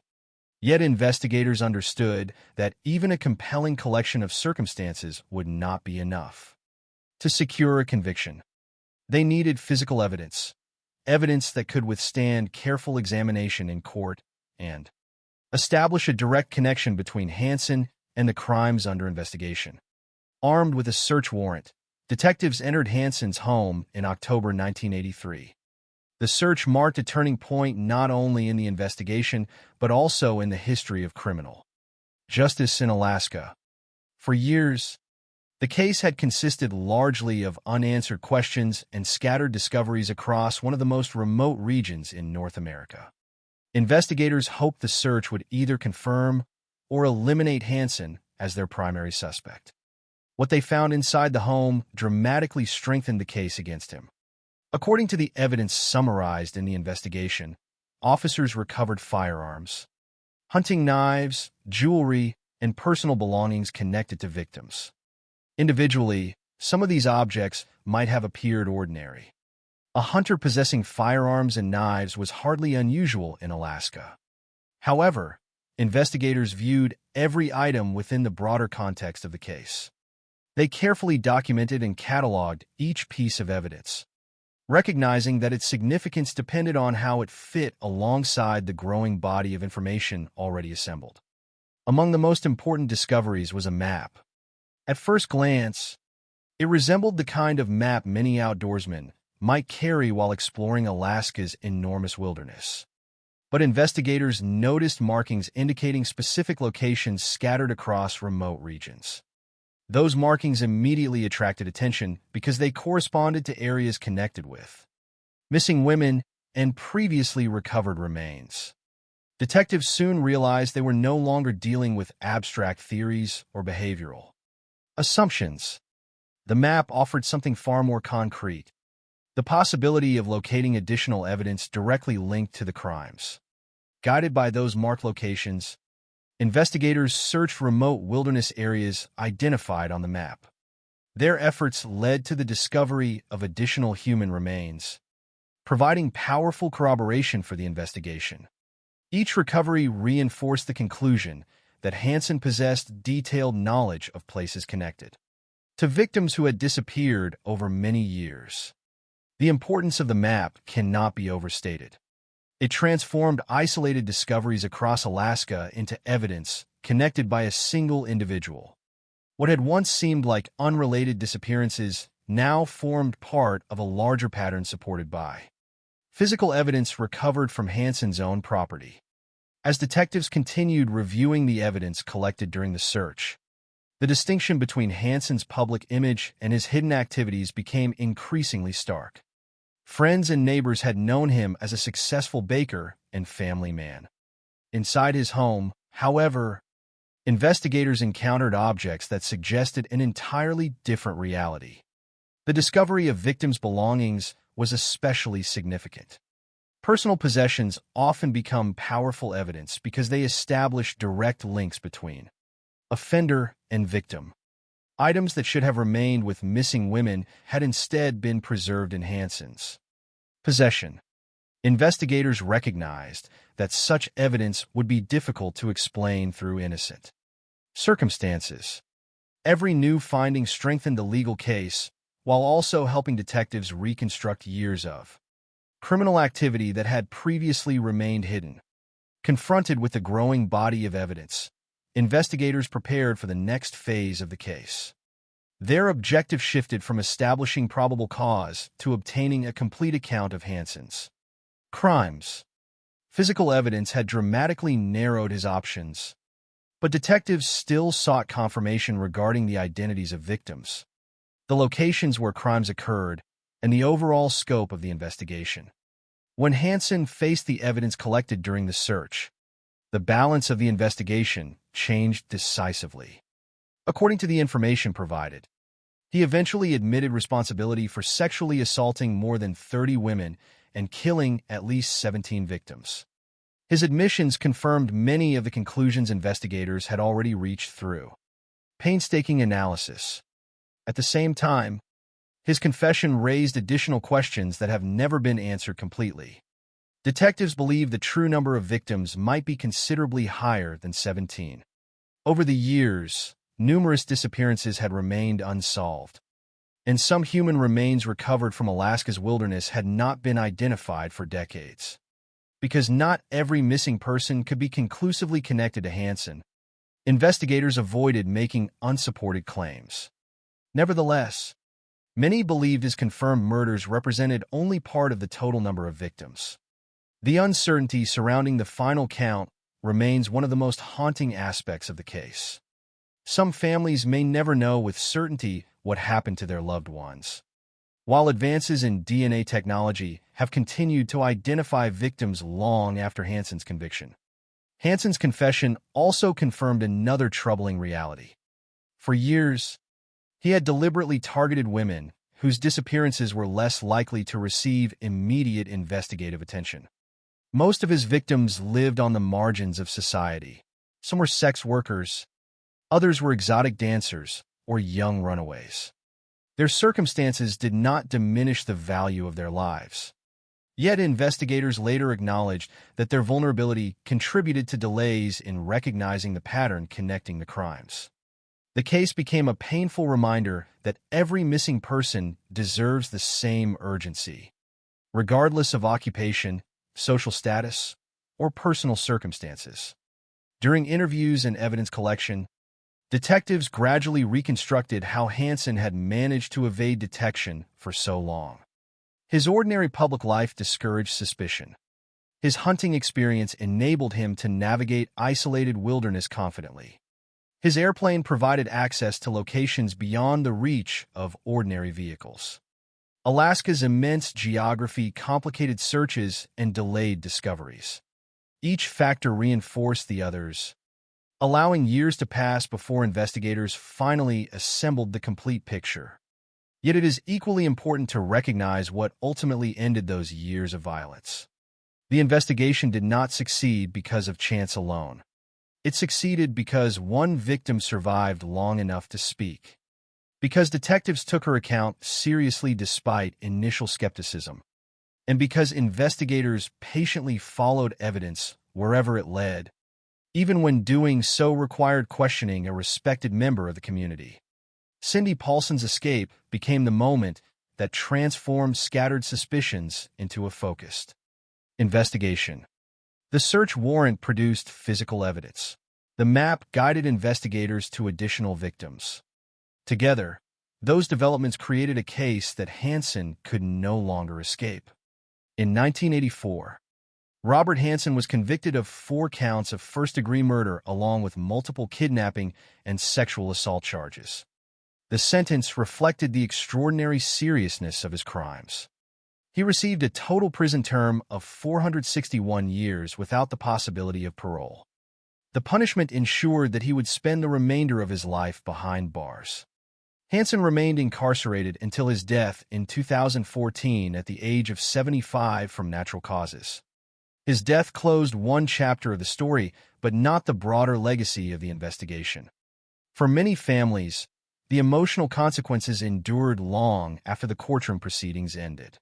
Some had waited years to learn what had happened to daughters, sisters, or loved ones who had simply disappeared without explanation.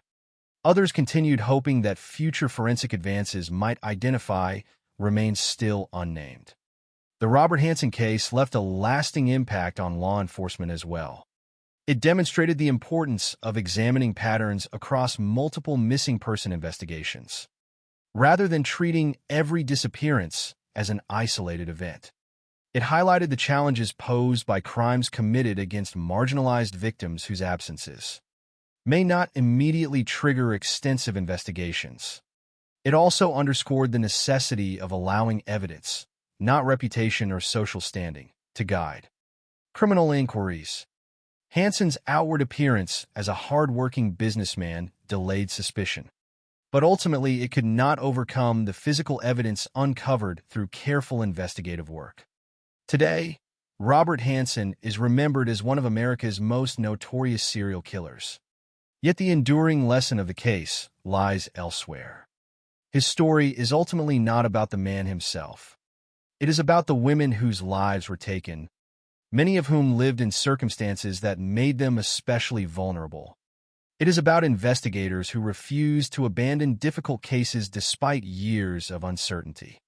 Above all, it is about a 17-year-old survivor whose determination to escape transformed an investigation that had remained fragmented for more than a decade. Cindy Paulson's courage provided investigators with the opportunity they had never before possessed: a witness who lived to tell the story. Without that extraordinary act of survival, the hidden crimes of Robert Hansen might have remained buried within Alaska's vast wilderness for many more years, leaving even more families searching for answers that might never have come. The conviction of Robert Hansen in 1984 marked the legal conclusion of one of the most disturbing serial murder investigations in American history. But it did not bring an immediate end to the questions left behind. Court records established his responsibility for 4 counts of first-degree murder along with multiple kidnapping and sexual assault convictions, resulting in a sentence totaling 461 years in prison without the possibility of parole. The sentence ensured that Hansen would never again walk free, yet no prison term, regardless of its length, could restore the lives that had been taken or erase the years of uncertainty endured by families searching for loved ones who had disappeared without explanation. Throughout the investigation, detectives repeatedly emphasized that the confirmed number of victims represented only those cases that could be supported by available evidence. Hansen admitted to killing at least 17 women and sexually assaulting more than 30 others. Investigators, however, believe the actual number of victims might have been considerably higher. Alaska's immense wilderness concealed secrets that even extensive searches could not fully uncover. Some missing women were never located. Other human remains remained unidentified for years. Advances in DNA technology would eventually help identify additional victims decades after Hansen's conviction, demonstrating that the effects of his crimes extended far beyond the years in which they were committed. Every identification represented more than a scientific achievement.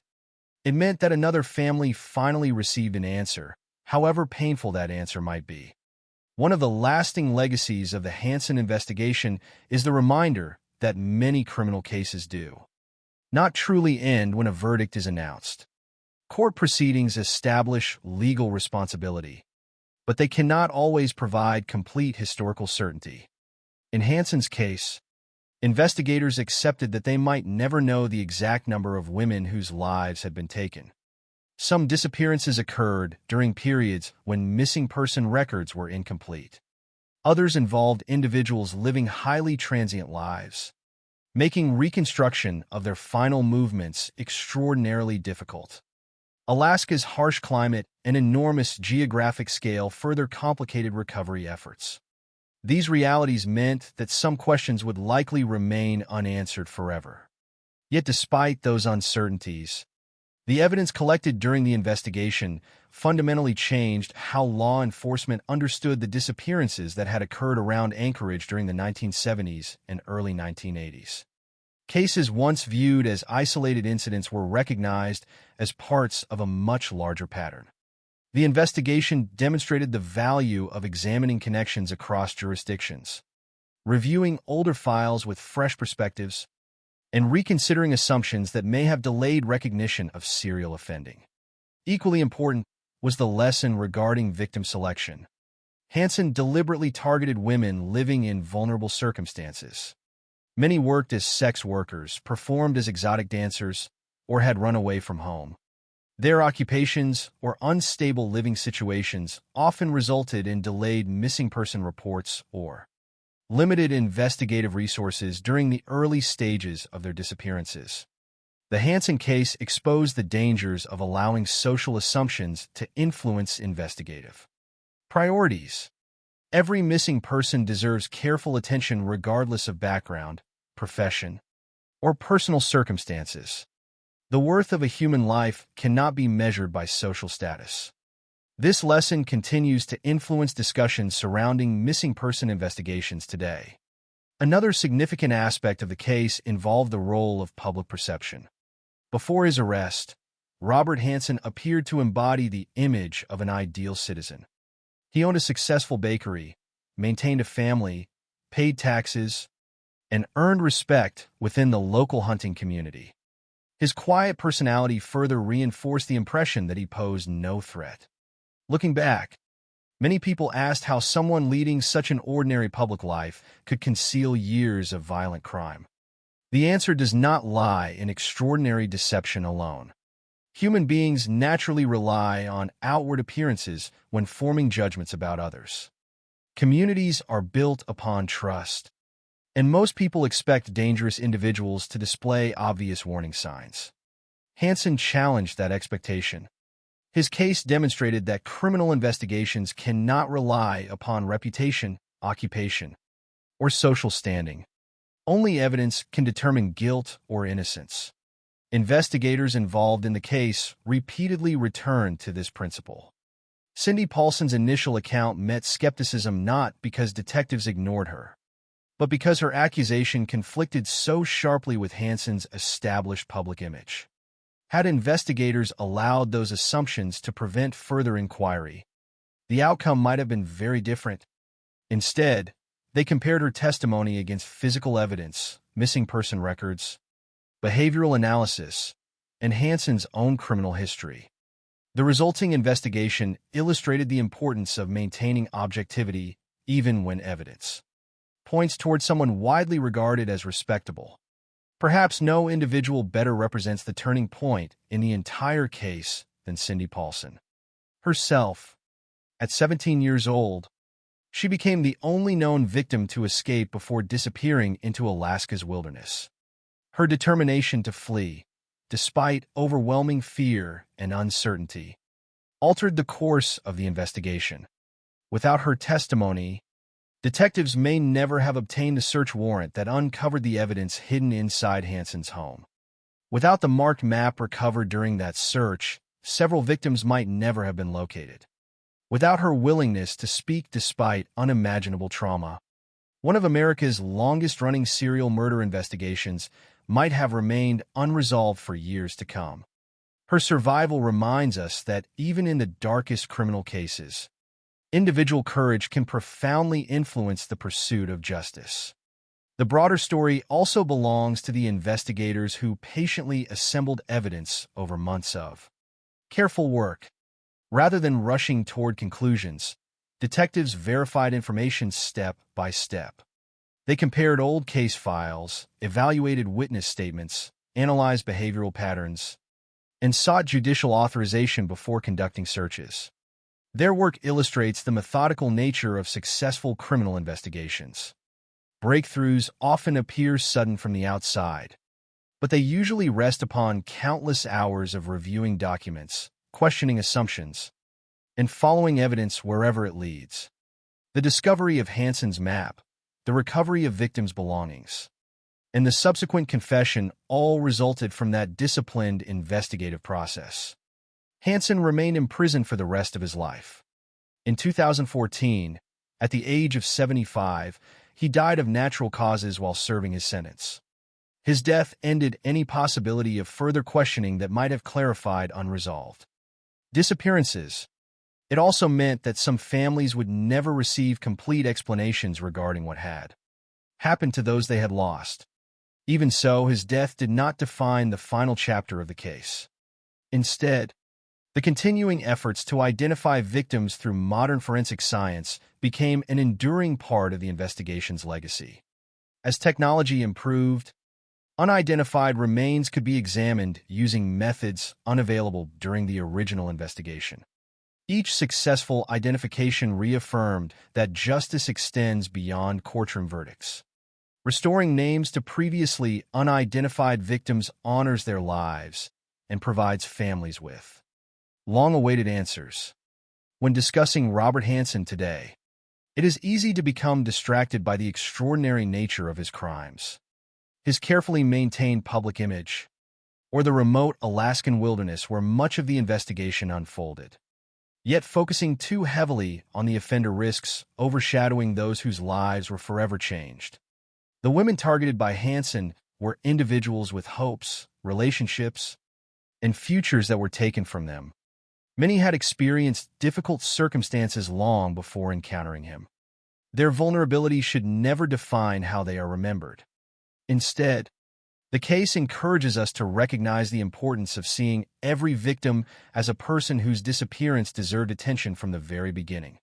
It also encourages reflection on the responsibilities shared by communities, investigators, and society as a whole. Cases involving marginalized victims often reveal uncomfortable truths about whose stories receive immediate attention and whose are overlooked. The Hansen investigation stands as a reminder that delayed recognition can allow patterns of violence to continue unchecked. Equal concern for every missing individual remains one of the strongest safeguards against similar tragedies. More than 4 decades after Hansen's arrest, the case continues to be studied by investigators, criminologists, historians, and students of criminal justice. They examine it not because of any fascination with the offender himself, but because it offers valuable lessons about investigative persistence, behavioral analysis, victim advocacy, and the dangers of allowing appearances to replace evidence. The story begins with a respected baker whose public life concealed years of unimaginable violence. But it ends with something far more meaningful. It ends with investigators refusing to abandon unanswered disappearances.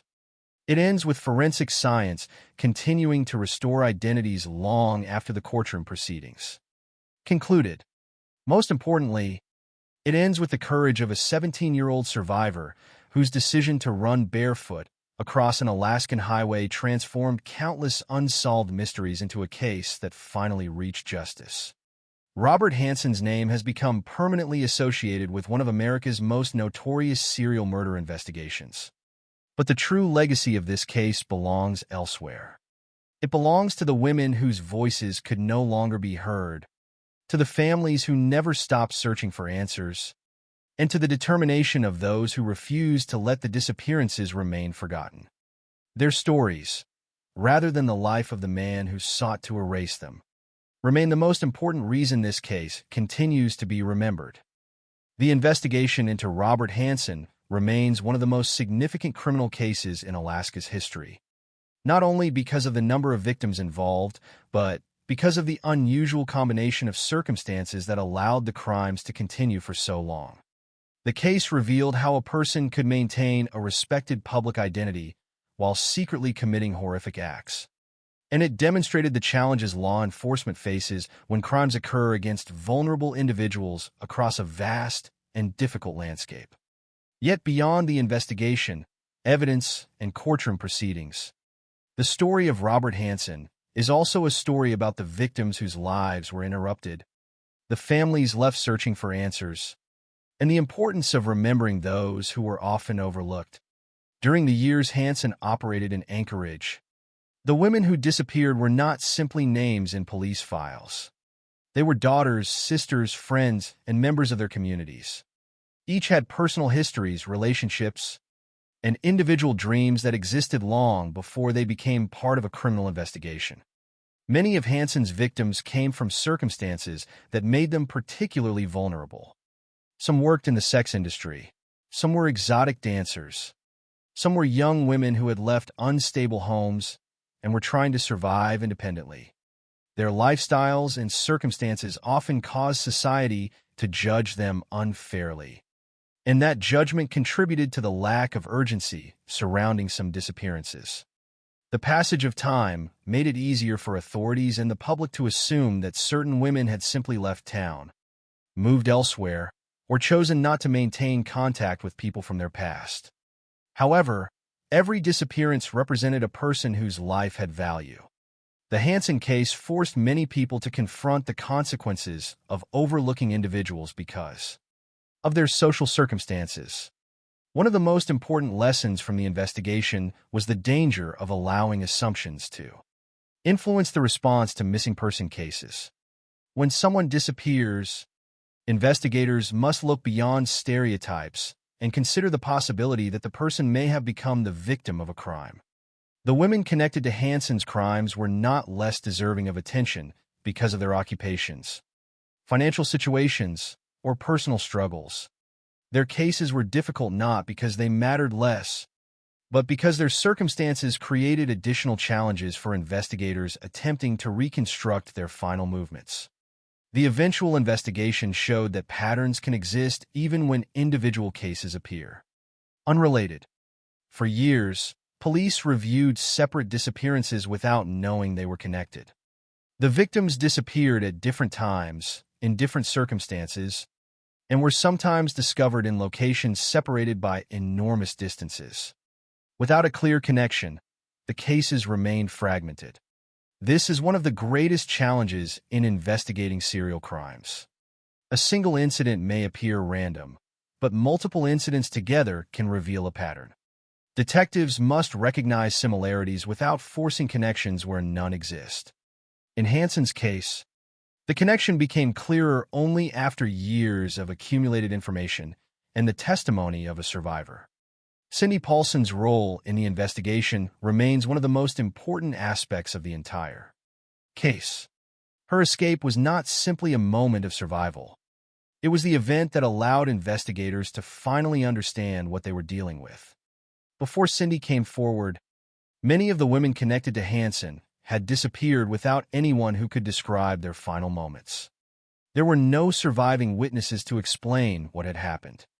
Cindy provided something investigators had never previously possessed: a direct account from someone who had experienced Hansen's actions and lived to tell the story.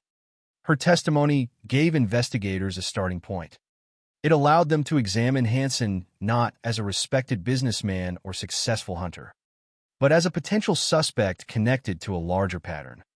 The fact that Cindy was initially met with caution also highlights an important reality of criminal investigations. Witnesses are not always immediately believed, especially when their accusations involve someone with a respected reputation. Investigators must balance skepticism with openness. They must verify claims carefully while avoiding the mistake of dismissing information simply because it is difficult to accept. In this case, Cindy's account ultimately led investigators toward evidence that confirmed her claims. The search of Hansen's home became the decisive moment when suspicion became proof. The discovery of weapons, personal belongings, jewelry, and the marked map provided investigators with physical evidence that connected Hansen to multiple victims. The map was particularly significant because it represented a link between Hansen and the remote locations where victims had been found or suspected to have been taken. It demonstrated a level of familiarity with the landscape that matched investigators' developing theory of the crimes. The evidence also revealed the importance of understanding offender behavior. Hansen's knowledge of hunting, once viewed only as a personal interest, became a critical part of understanding how he operated. His ability to navigate Alaska's wilderness, combined with access to a small aircraft, gave him opportunities that many offenders would not have possessed. The investigation showed that ordinary skills or possessions can take on entirely different meanings when viewed within the context of criminal behavior. A plane, a hunting rifle, and knowledge of remote terrain are not suspicious by themselves.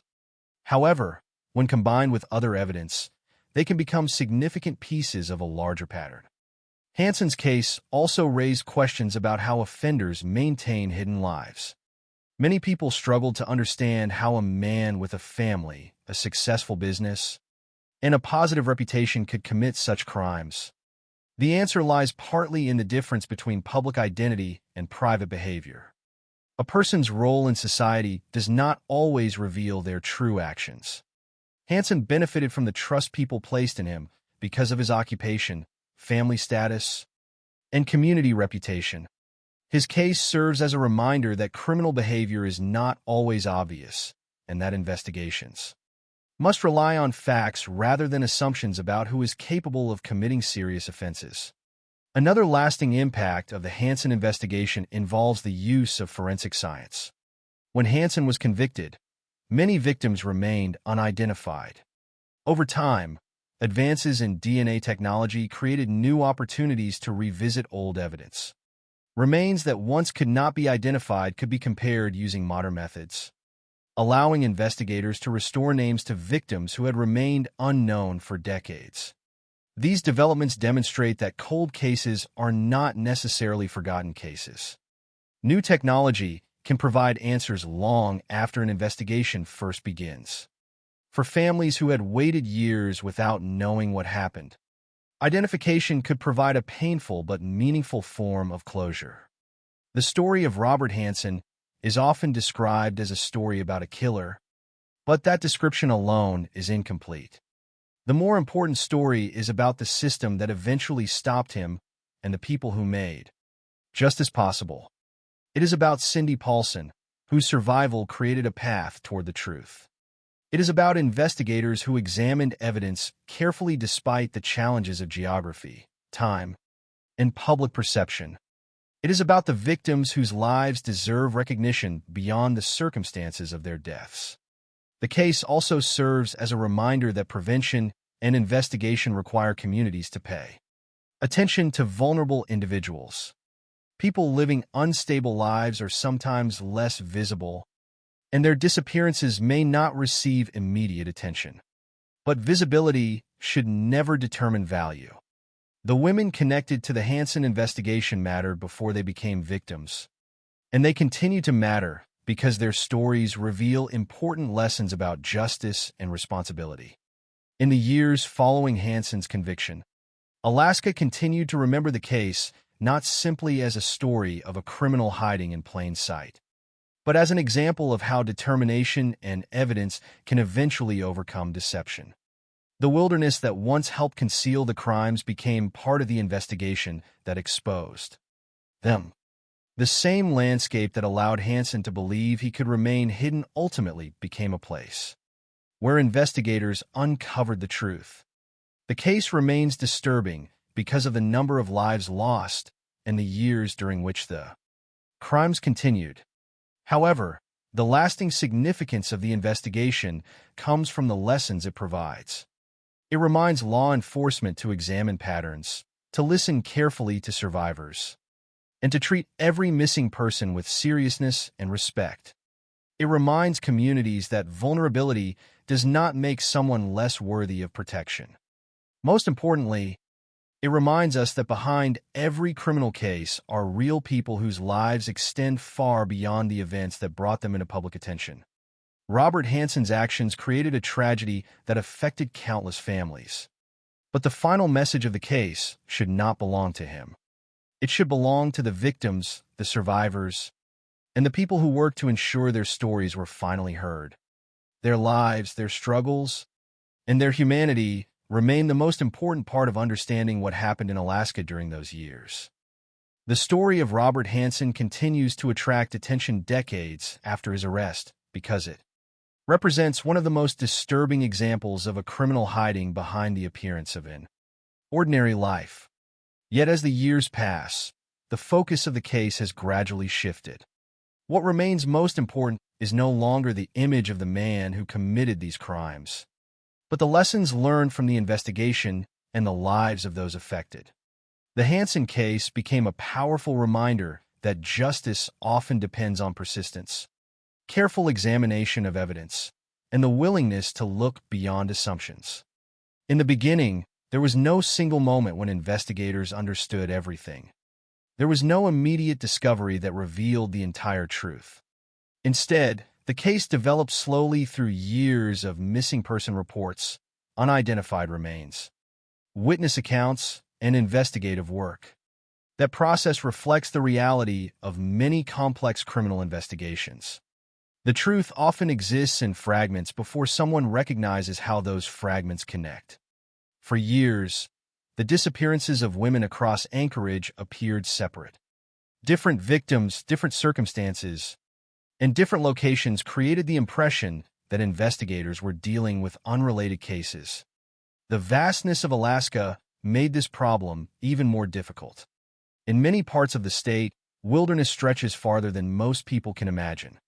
Mountains, forests, rivers, and remote valleys create natural barriers that make searches challenging even with modern technology. During the period when Hansen was active, those difficulties were even greater. A person could disappear into the landscape and leave behind very little evidence. This environment became an important factor in how Hansen managed to remain undetected for so long. However, geography alone did not explain everything. The investigation also revealed how social factors influenced the way missing person cases were perceived. Many of Hansen's victims came from vulnerable backgrounds. Some had unstable living situations. Some worked in occupations that exposed them to greater risks. Some lacked strong support systems that could immediately demand answers when they disappeared. These circumstances created a painful reality. Some cases did not receive the immediate attention they deserved. The investigation later showed that a person's circumstances should never determine how seriously their disappearance is treated. Every missing individual represents a person whose absence matters to someone. The eventual exposure of Hansen also demonstrated the importance of listening to survivors. Before Cindy Paulson escaped, many women connected to Hansen had vanished without anyone able to describe what had happened. Their stories ended in unanswered questions. Cindy's survival changed that. Her account gave investigators information that could be tested, verified, and compared against existing evidence. While her experience was deeply traumatic, her ability to communicate what happened became essential to bringing Hansen before the justice system. Her role in the case represents a critical truth about criminal investigations. Survivors are not simply sources of information. They are individuals who have endured extraordinary circumstances and whose voices can change the course of an investigation. The investigation following Cindy's escape required patience and careful analysis. Detectives could not rely only on the emotional impact of her testimony. They needed facts that could establish a connection between Hansen and the broader pattern of disappearances. They examined his background, his access to remote locations, his hunting experience, and the physical evidence gathered during the search of his property. Each discovery strengthened the case. The evidence found inside Hansen's home was particularly significant because it transformed the investigation from a question of suspicion into a documented criminal case. The firearms, knives, personal belongings, and marked map provided investigators with tangible connections between Hansen and the crimes. The map became one of the most important pieces of evidence because it helped investigators identify locations associated with victims. In a case defined by distance and uncertainty, the markings offered a way to connect Hansen's movements with physical places. They helped transform the wilderness from a barrier into a source of evidence. The recovery of victims from those locations also provided answers to families who had spent years wondering what had happened. Although those discoveries brought devastating confirmation, they also ended uncertainty. For many families, knowing the truth, even a painful truth, is different from living without answers. Hansen's conviction in 1984 represented a significant moment for Alaska's criminal justice system. The sentence of 461 years without the possibility of parole reflected the severity of his crimes and ensured that he would remain in prison for the rest of his life. However, the legal outcome was only one part of the aftermath. The investigation continued to influence law enforcement approaches to missing persons, serial crimes, and cases involving vulnerable victims. One of the major lessons from the Hansen case was the importance of recognizing patterns. Serial offenders often rely on the fact that individual incidents appear unrelated. Detectives must be willing to revisit older cases and consider whether connections exist.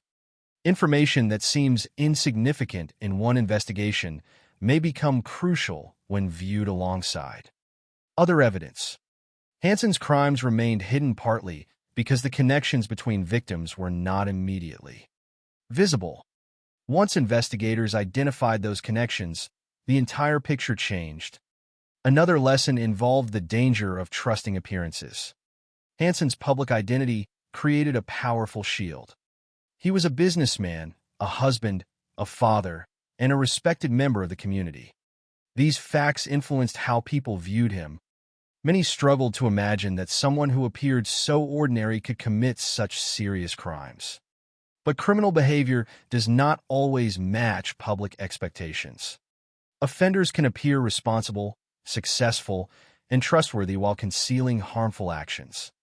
For investigators, this means evidence must always come before assumptions. A person's reputation cannot replace investigation. A person's occupation cannot prove innocence. Only facts can determine the truth. Over time, forensic science also changed the way the Hansen case was understood. When the original investigation concluded, not every victim had been identified. Modern DNA technology provided new possibilities that did not exist decades earlier. Investigators could revisit evidence, compare genetic information, and restore identities to some victims who had remained unknown for years. These advances showed that time does not always erase the possibility of justice. Even decades later, science can provide answers that once seemed impossible. The continued identification of victims also shifted attention back to the individuals behind the case. They were not simply evidence or names in investigative files. They were people with families, relationships, and personal histories. Remembering them requires looking beyond the crimes committed against them and recognizing the lives they had before becoming victims. This is especially important in cases where victims came from marginalized communities.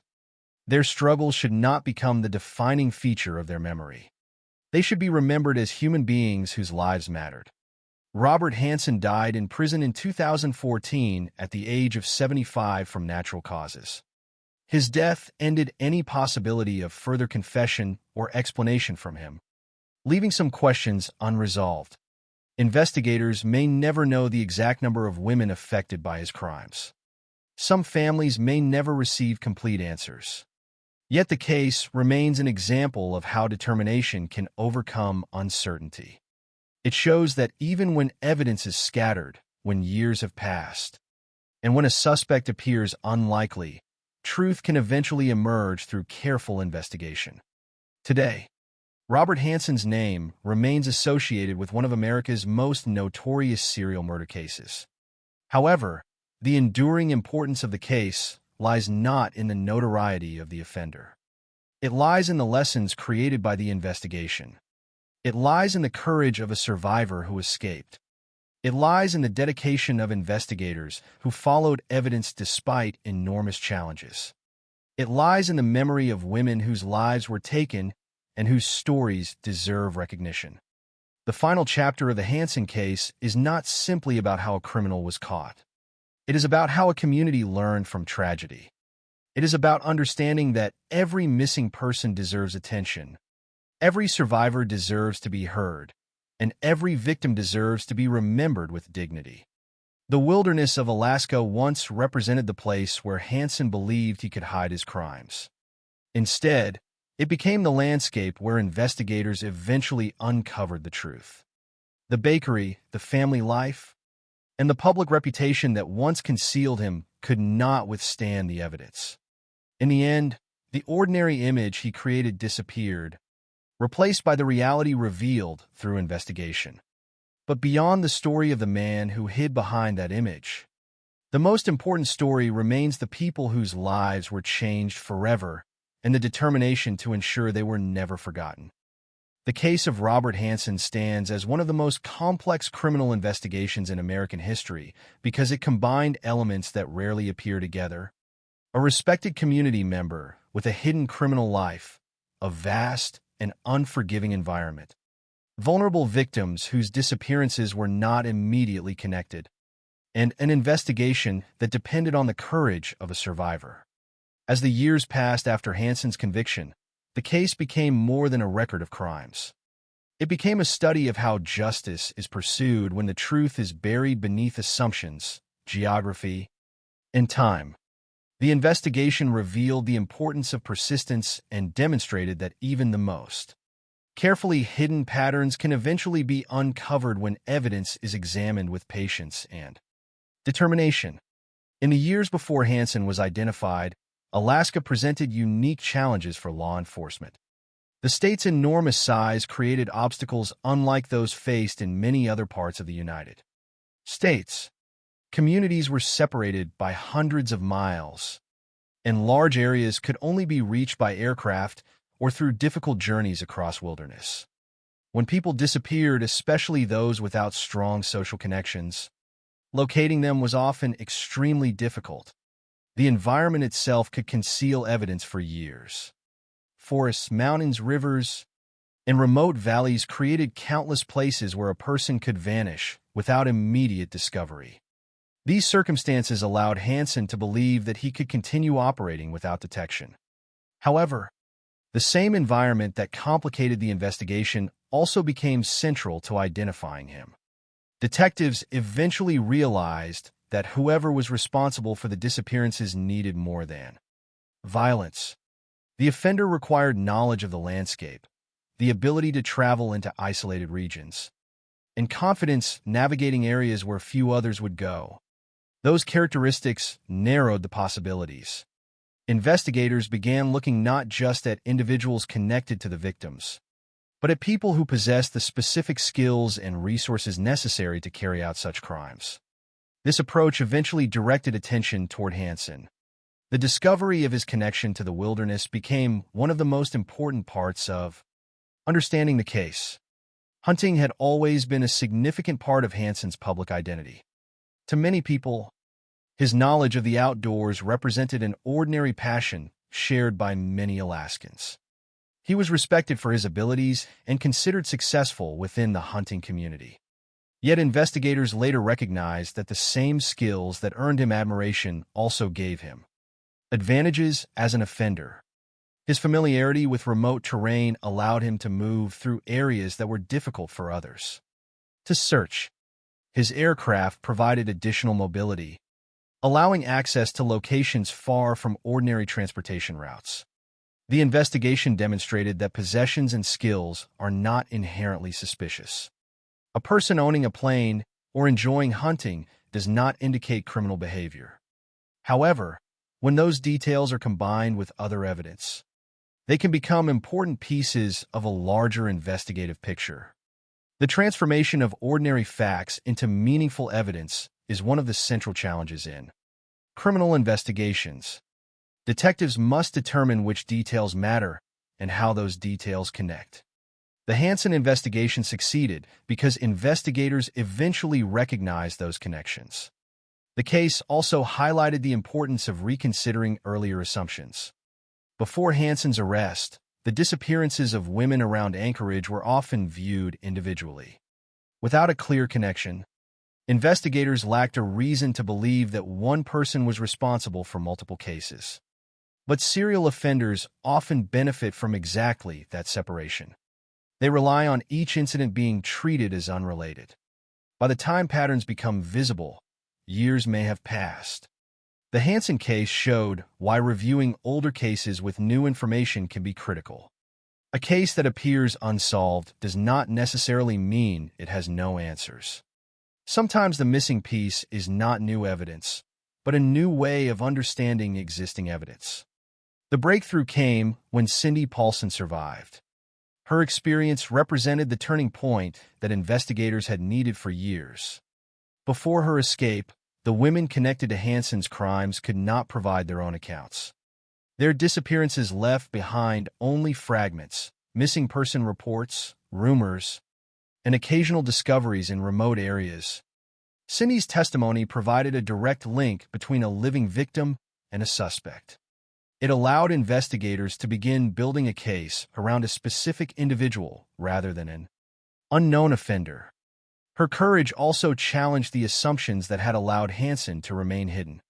A survivor's account can be one of the most powerful forms of evidence, but it also requires sensitivity and respect.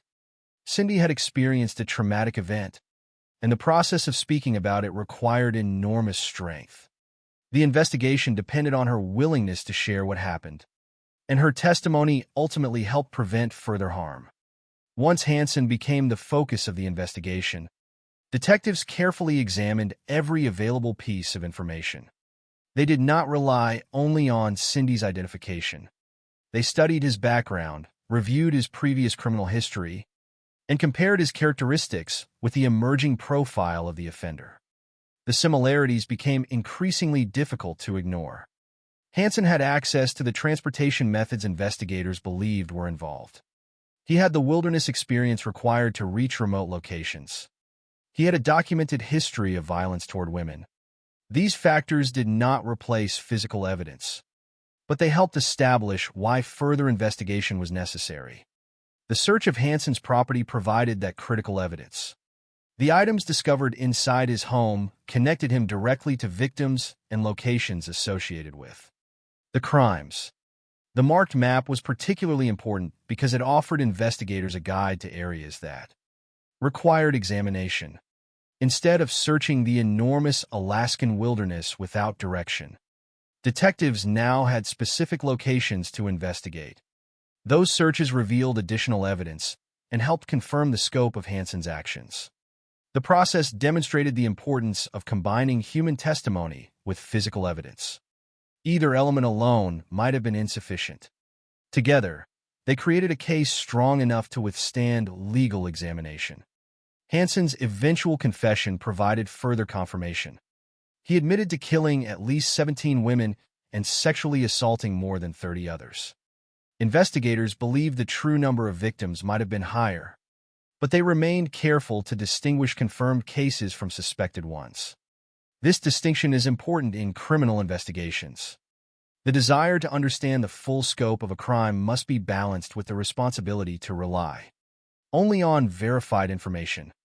While many questions remained unanswered, the evidence established Hansen's responsibility for multiple murders and brought legal closure to confirmed cases. The aftermath of the investigation also changed conversations about how society views victims. Many of Hansen's victims came from groups that historically receive less attention when they disappear. Their cases demonstrated how vulnerability can affect visibility. A person's lifestyle, occupation, or personal difficulties should never determine whether their disappearance matters. The women connected to the Hansen case deserve protection and investigation from the moment they went missing. Their stories contributed to broader discussions about improving responses to missing persons, especially those from marginalized communities. Another lasting lesson from the case involves the danger of relying on appearances. Hansen's reputation protected him for years. People saw a businessman, a father, and a quiet neighbor. They did not see the person responsible for a series of violent crimes. This contrast became one of the most disturbing elements of the case. It demonstrated that offenders do not always fit public expectations. A person can appear ordinary while hiding extraordinary wrongdoing. For investigators, this means remaining objective is essential. Suspicion should not be based on stereotypes. But neither should reputation prevent someone from being investigated when evidence points in that direction. The case of Robert Hansen also illustrates how justice can continue developing long after a conviction. Advances in forensic technology have allowed investigators to revisit unidentified remains and provide answers to families who waited for decades. These discoveries reinforce the idea that unresolved cases are not necessarily forgotten. Time can pass, but evidence can remain valuable. Modern science continues to offer possibilities that were unimaginable during the original investigation. Today, the story of Robert Hansen is remembered not because of the image he created or the reputation he maintained, but because of the lessons that emerged after the truth was revealed. The case reminds investigators to look for patterns, communities to protect vulnerable individuals, and society to remember victims as complete human beings rather than simply elements of a criminal case. Hansen attempted to use Alaska's wilderness, his public reputation, and society's assumptions as protection. Ultimately, those same elements became part of the evidence that exposed him. The investigation proved that even when crimes remain hidden for years, careful work, survivor testimony, and dedication to the search for truth can eventually bring justice. The most enduring legacy of the case is not the identity of the offender, but the recognition of those who suffered, those who survived, and those who worked to ensure that their stories were finally heard. The conclusion of the Robert Hansen case does not come with the simple satisfaction of a mystery completely solved. Although Hansen was arrested, convicted, and imprisoned, the full impact of his crimes continued long after the courtroom proceedings ended. The investigation revealed the truth about a man who had spent years hiding behind the image of an ordinary citizen. But it also revealed something far more important: the lasting importance of remembering victims, supporting survivors, and learning from the failures and successes of the justice system. The story of the butcher baker remains a warning about how easily vulnerable people can disappear when society fails to recognize their importance. But it is also a story about perseverance and the ability of truth to emerge even after years of silence. After Hansen's conviction in 1984, many people believed the legal process had reached its final stage. The evidence had been presented, the jury had reached its decision, and Hansen had received a sentence that guaranteed he would spend the rest of his life behind bars. Yet for investigators and families connected to the case, the work did not simply end when the verdict was announced. Questions remained. How many victims were there? Were all the missing women connected to Hansen ever identified? Could every family affected by his crimes receive answers? These questions reflected the reality of many serial crime investigations. A conviction can establish responsibility for known crimes, but it does not always reveal every detail of an offender's actions. In Hansen's case, investigators believe the confirmed number of victims represented only part of the overall story. His admission of killing at least 17 women and assaulting more than 30 others provided important information, but some disappearances remained unresolved. The possibility that additional victims existed continued to affect investigators and families for years. The uncertainty surrounding the final number of victims became one of the most painful aspects of the case. For families, unanswered questions can be its own form of suffering. Not knowing what happened to a loved one leaves people trapped between hope and grief. The identification of remains, even decades later, can provide a difficult but meaningful form of closure. Modern forensic technology has allowed investigators to revisit old evidence and examine cases that once seemed impossible to solve. DNA analysis, improved databases, and new investigative methods have helped identify some victims connected to Hansen's crimes long after his conviction. Each identification restored more than a name. It restored a person's history and allowed families to finally understand what had happened. The continuing investigation also changed how people viewed missing person cases. The Hansen case demonstrated the dangers of assuming that someone's lifestyle or personal Circumstances make their disappearance less important. Many of Hansen's victims were women who lived unstable lives or worked in environments that exposed them to greater risks. Because of these circumstances, their disappearances were sometimes not treated with the urgency they deserved. The tragedy of the case forced difficult conversations about equality in investigations and the responsibility of law enforcement to protect every individual regardless of background. The value of a person's life should never depend on their occupation, social position, or personal struggles. The women connected to the Hansen case were not simply victims in a criminal investigation. They were individuals with families, relationships, and personal stories that existed before Hansen entered their lives. Remembering them requires looking beyond the circumstances that made them vulnerable.